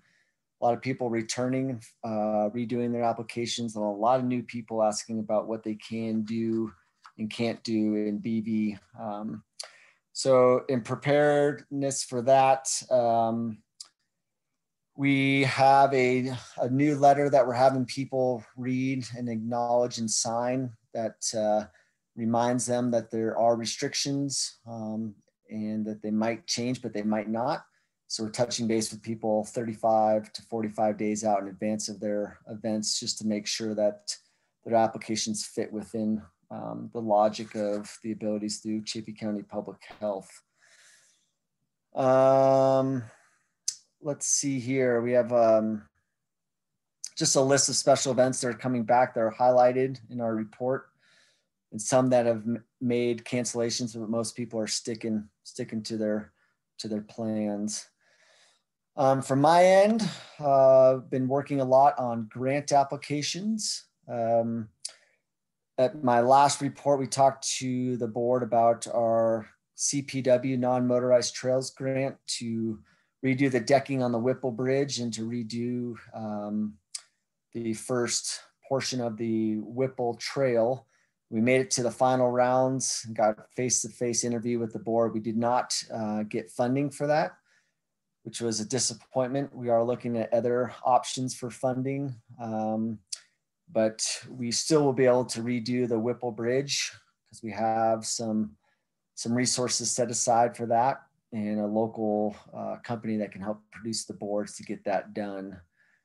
GOCO, we got in our second take for the Resilient Communities RFP. That was turned in last week.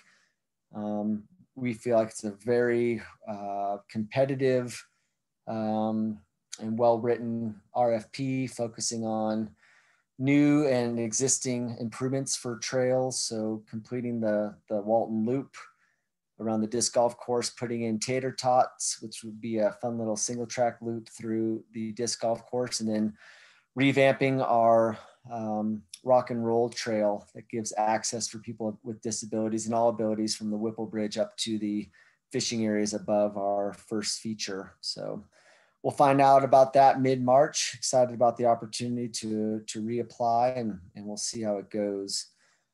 Our department spent a good amount of time working on our goals for 2021. They're listed on our report. And we're excited to have a work session with you, the Board of Trustees, on March 9th. It will be my first work session, but with the board directly, but we'll be talking about the details of our goals, and just really wanted to get everyone informed and up to speed with what we're excited to get going in 2021 and 2022. Advisory boards continue to be strong with their attendance and with their projects and their input. Really excited to see what Kelly's doing with our Trails Advisory Board. Thank you for approving those positions earlier in the meeting. We now have a full Trails Advisory Board for the first time in many years. And it's great because they have a big hit list of projects to accomplish, and the Rec Advisory Board continues to be very productive. So we appreciate all that they do. Philip had mentioned the community center block and the work that's going to be done. So we will, as a department, give our input for what we would like to see happen in this block, which is nice because there's a lot of opportunities. We've had very productive meetings with the Ice Rink Coalition and the BB Disc Golf Course this week. We have a little mini internship we've started with BB Schools for environmental education, so stay tuned on that. And we got our benches in thanks to the parks team at the splash park underneath the shade structure on the east side of the splash park. And those are commemorating all the support from the Optimist Club. So that's it for tonight. If there's any questions, I would love to answer them. Any questions for Earl?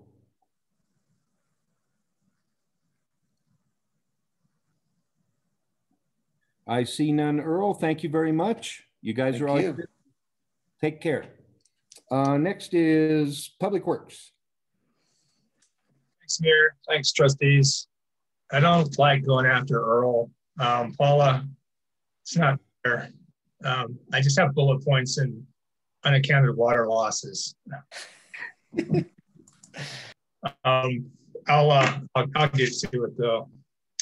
Hey, I'll touch on a few things for you guys. A lot of bullet points on here, but let me kind of hit with leak detection. So we're kind of focusing on that while it's a little slower than it will be later. So meeting with Stan Hackman tomorrow up at the Ivy League water system to kind of look at an opportunity for us to be time cost sensitive to efforts that we can provide, but with some of our leak detecting equipment and techniques that we have, I think we're going to take a stab at it. I'll let you know how it progresses, but we'll be conscious of staff time and what we're doing. But I think with good direction and good mapping, I think we can probably be pretty effective at giving some useful efforts on our end and see if we can't find something happening there. We're continuing to look in quadrants in the upper and lower zone as well, mostly focusing on the lower zone for leak detection as well. Pine Street water main installation is complete. We're putting things back right now. We're getting really good at installing water mains in the winter, go figure, but great time to do that. And the contractors and the people involved in that project have done a really, really good job. Always impressed with their work. Let's see. Street projects, yeah, I'm a little behind on that. Hope to have you guys something for the next meeting to kind of target the RFP for the street improvement projects. I just wanted to kind of put a list of some, higher level items that are that we're staring at. There's a couple more on there as well. I think possibly North Railroad Street. It's starting to show its use too, but these are all streets that get a little bit more use, and if there's an opportunity to rehab streets like Crossman with chip seal and asphalt patching, we're going to go ahead and try to take a stab at that and see if we can get that to not become a complete rip and remove project in the future. Those are kind of the list that we have, but I'm hoping that we have a good plan here pretty quick. It's already February. We've got a stack of RFPs to start getting out for 2021. Let's see, the engineering.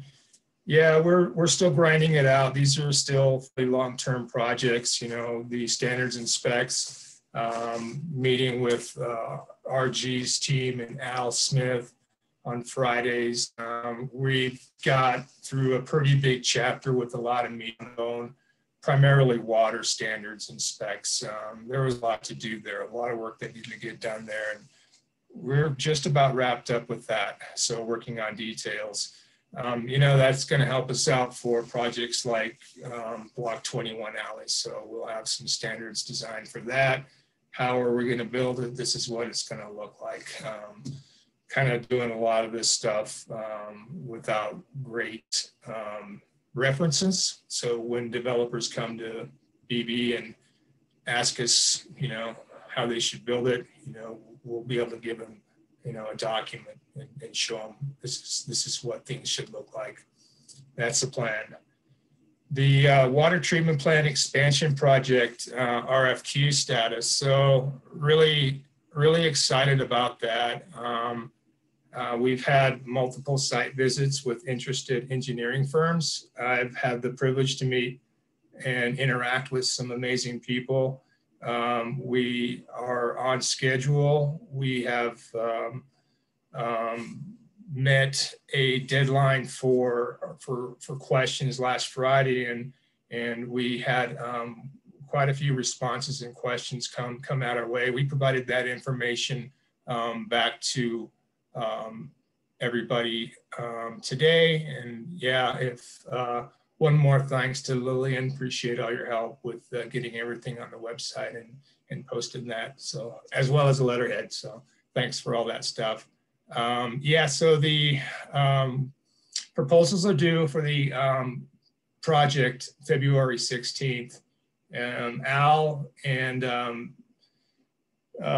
maybe with the help of one or two of our water advisory board members are going to help us build a decision matrix. And the plan is to come back to you guys March 9th with a notice of selection. So it's moving fast. The stormwater and street elevations, East Pine Street and South Evans Street bullet point I have there. It's just kind of another location. I think you guys might be aware of it, but a little bit about how this development is driving our need to identify things like alleys and stormwater.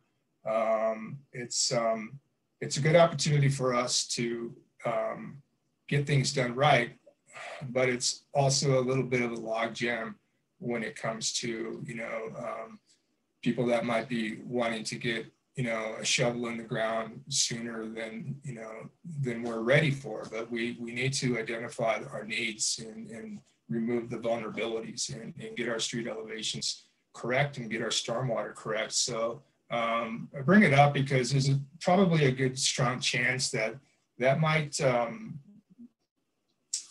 impact the stormwater projects that we had initially identified this year. So, you know, the highway project that we have in the capital improvement fund. So we really need to focus on this because I think as development comes, we need to make sure that we get the stormwater going where it needs to go. And it just takes a little bit of time to do that. Yeah, well, let's see. Got a few things that aren't on here. Kind of cool, just found out yesterday morning that the tree board, with the help of staff, was awarded the Colorado Tree Coalition grant. So that's great. So that will be associated to our Arbor Day project for 2021, as long as Arbor Day is still, you know, so far green light. Last year Arbor Day was canceled, but this year it looks like I'm pretty optimistic that it's going to happen. So great job to that board. And then just kind of wanted to ramble through a few things that we're working on right now that aren't on here. And some of this is administrative and some of it is the project. So obviously, so yeah, of course, the water treatment plant expansion projects, it's taken a little bit of time, staff time to kind of address and interact with the interested firms that are hopefully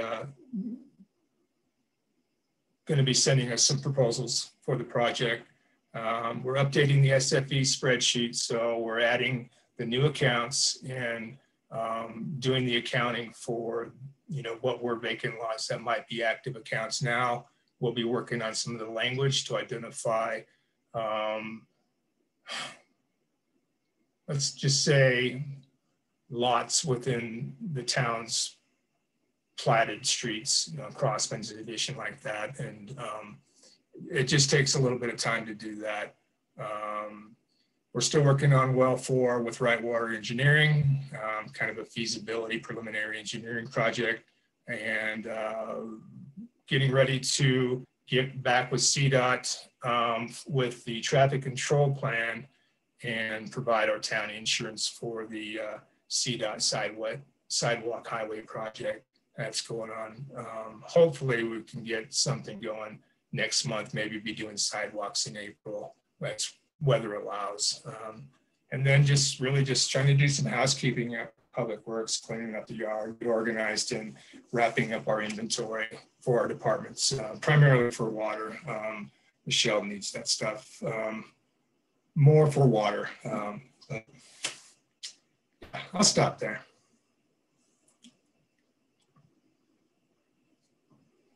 Thanks, Sean. Questions for Sean? Yep.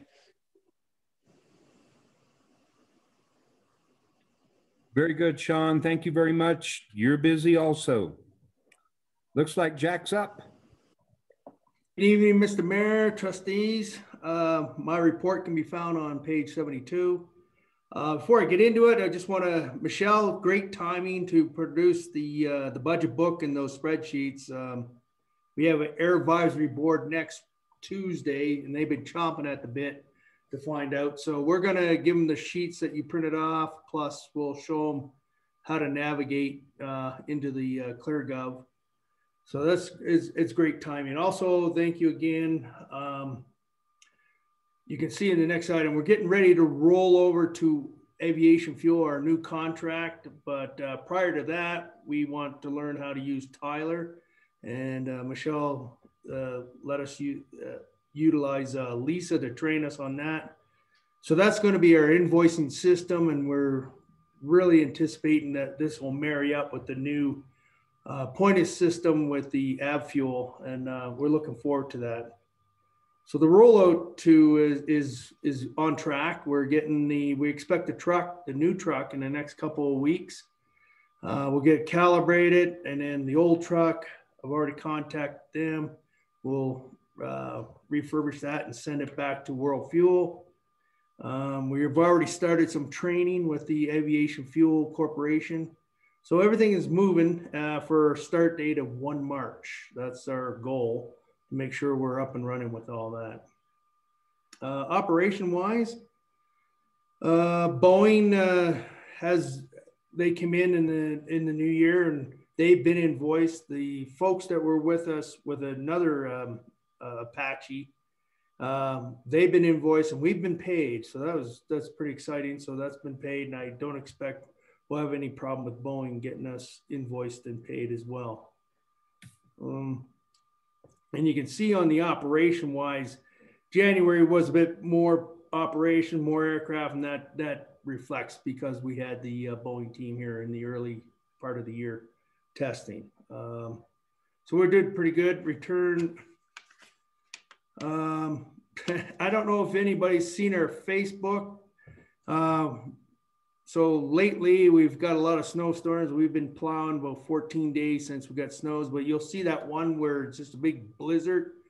We actually got the Apache guys to go out and blow off the runway one day, and you can see that on our Facebook. And if anybody's wondering what that was, that's exactly what it was. We had the helicopter run up and down the runway and blow off the airfield.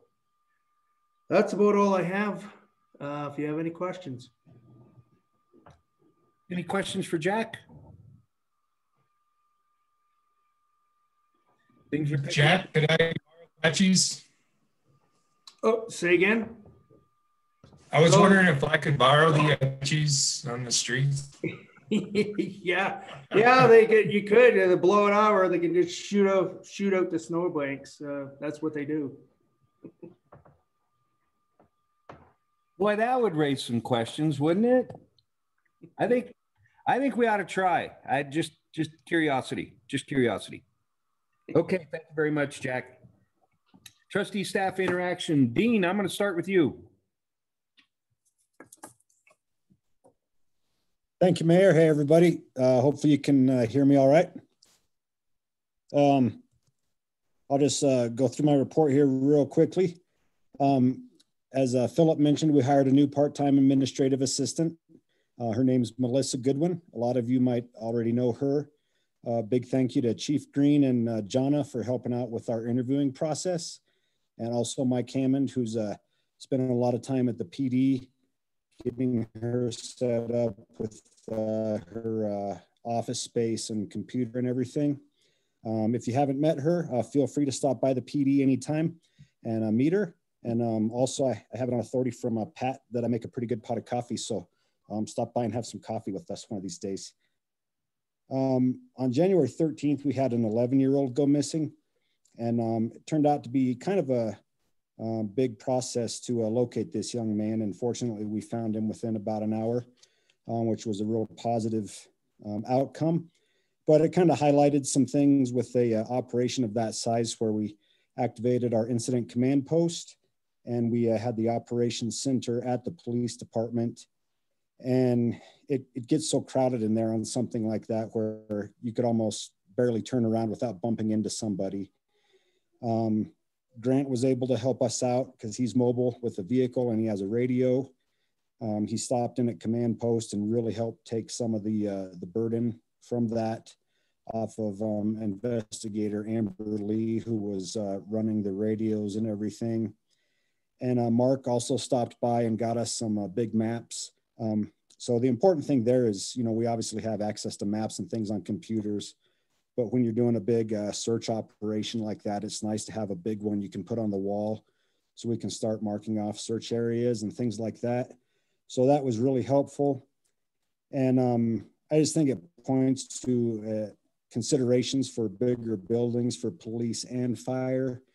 As we have big events in town, God forbid a school violence event or a chemical spill or an extended event, which could be like a wildfire, or several years ago, I know we had some mudslides. Having an operations center with a lot of room for people to work, your agency, and like smart board and things like that are going to be really helpful. And just to finish up, just a couple things. Megan, our school resource officer, has been doing really good with the school. We attended a training there with a company called Safe Schools back on the 18th. And it really helps with communications with bridging the gap with emergency services in the schools. If there's an event there, I was able to meet with the sheriff and Chief Johnson with Salida. We were able to meet Linda Stanley, who's the new district attorney. Had a really productive meeting with her. Really nice lady, but has a lot on her plate. We're excited working with her. Megan, our school resource officer, also just got back from Idaho, where she went to a hostage negotiation school that was taught by the LA County Sheriff's Office. So really excellent training. And she's working on a combined hostage negotiation team with Detective Wilburn with Salida PD. So that's a great resource for us to have up here. May have seen the press release in the newspaper, but our drug task force just conducted a successful drug operation where we netted about 7 alleged drug dealers in the area. And our Sergeant Benadair and K9 Thor spearheaded a lot of that. So that was really positive. And our officer, Chris Marusars, is joining the drug task force too. So we're excited to have him and his experience. I was at the Domestic Violence Coalition meeting on February 1st. And myself and a couple officers got the second vaccine. And then a few more officers are getting those this coming month. And lastly, on February 2nd, I was able to go down to Canyon City with Chief Johnson. And we just networked with the new chief of Canyon City. And we met the sheriff of Fremont County and Custer County. And it was a good time to meet these guys and get a lot of good information and advice and input on things that they're dealing with in law enforcement. So that is all I had, and I'm happy to take any questions. Otherwise, thank you. Thank you, Dean. Does anybody have any questions for Dean? Really good stuff. You guys are doing a real good job, Dean. Thank you very much. Next, Amy, what do you have? Are we trustee staff? Yes. Okay, thanks. Hey, I listened to Joel and Philip on KHEN. It was awesome. If you guys want to listen to a great podcast, those guys were featured. So I want to thank them for doing that. It was really informative. And then Dave Blazer reached out. The EDC is doing its strategy session. I didn't know if board members usually participate in that, but I just wanted to hear what Philip and Mayor thought, or what the plan, if there was a plan for that. I guess as a rule, I have never had that. It's not been a request or mandatory. So it's up to, if somebody wants to attend, they can go ahead as business. Yeah, I would agree. It's the first time it's been offered like that, Amy, and it's an intriguing offer to spend some time between boards to talk with the EDC. So it's kind of up to the board if they would want to schedule that into maybe a work session or something like that. We've considered it for the advance, but I don't think it fits yet. So it might be a work session if the board wants to spend a little bit of time with the EDC. Oh, I thought the EDC was having their annual strategy session and they asked one of us to participate in it. Maybe I misunderstood. I think they're going through it. We need to reread it. How about we reread it? Yeah, okay. Okay. That's it, thanks. Okay, next be Mark Doring.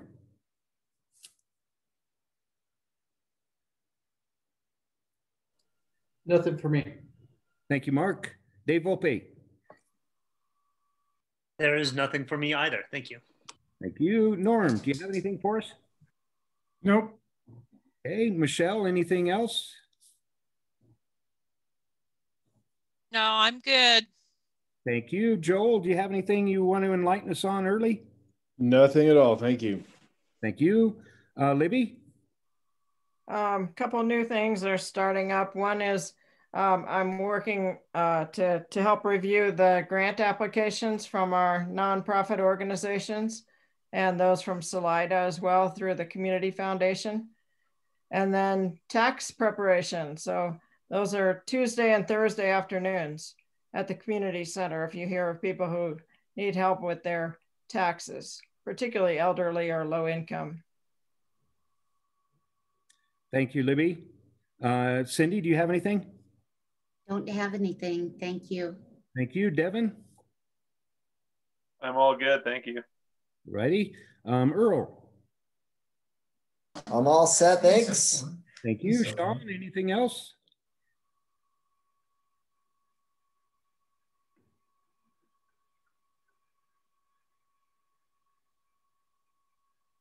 You all good, Sean? I'm good. Thank you all. All right, thanks. Jack, anything else? Yeah, I just want to mention, I don't believe a word that Punxsutawney Pete put out. I think we're in for a shorter winter. I'm on your side. Jeff, do you have anything you'd like to enlighten us on? No, I'm good. Thank you. I'll talk to you in executive session. All righty. Thank you. Philip, we're going to just go around the table there. How's that sound? Sounds good. Go ahead, Paula. I don't have anything. You guys take care. Stay healthy and happy. Lillian? I have nothing. I'm good. Nothing for me. There. Okay, so I'm going to throw this out there, and it's something I would like trustees to consider, staff. I know Philip and I have touched on it, the potential of getting back in person. We know we can do a hybrid meeting, much different than what we did the first time we tried and then bailed and back out. Mike, obviously, Michael Hammond, you would be involved in that heavily, but trustees, I would like to have you put that in the back of your mind, and obviously it's something we need to do. We can spread out 6 to 10 people in that community center pretty easy. So keep that in mind, please. Next item on the agenda is I would entertain a motion to go into executive session on A, to determine positions relative to matters that may be subject to negotiations, develop a strategy for negotiations, and or instruct negotiators pursuant to CRS sections 24-6-402, paragraph 4, subparagraph E, and to receive legal advice on specific legal questions pursuant to CRS section 24-6-402, paragraph 4, subparagraph B, regarding potential annexation of certain property into town, and also item B, to determine positions relative to matters that may be subject to negotiations, develop a strategy for negotiations, and or instruct negotiators pursuant to CRS section 24-6-402, paragraph 4, subparagraph E, and to receive legal advice on specific legal questions pursuant to CRS section 24-6-402, paragraph 4, subparagraph B, regarding master planning for towns, rodeo property, and strategy for position in potential water court case. So moved. Thank you, Dave. Can I have another? Libby, you're moving. Second. Libby, all in favor say aye. Aye. Aye. Thank you very much. I was hoping somebody didn't say I was muted. That would have been a bummer. Okay. Who's hanging out, Philip? Myself, Attorney Jeff Parker, Mark Doring, and Joel Benson, and Sean Williams.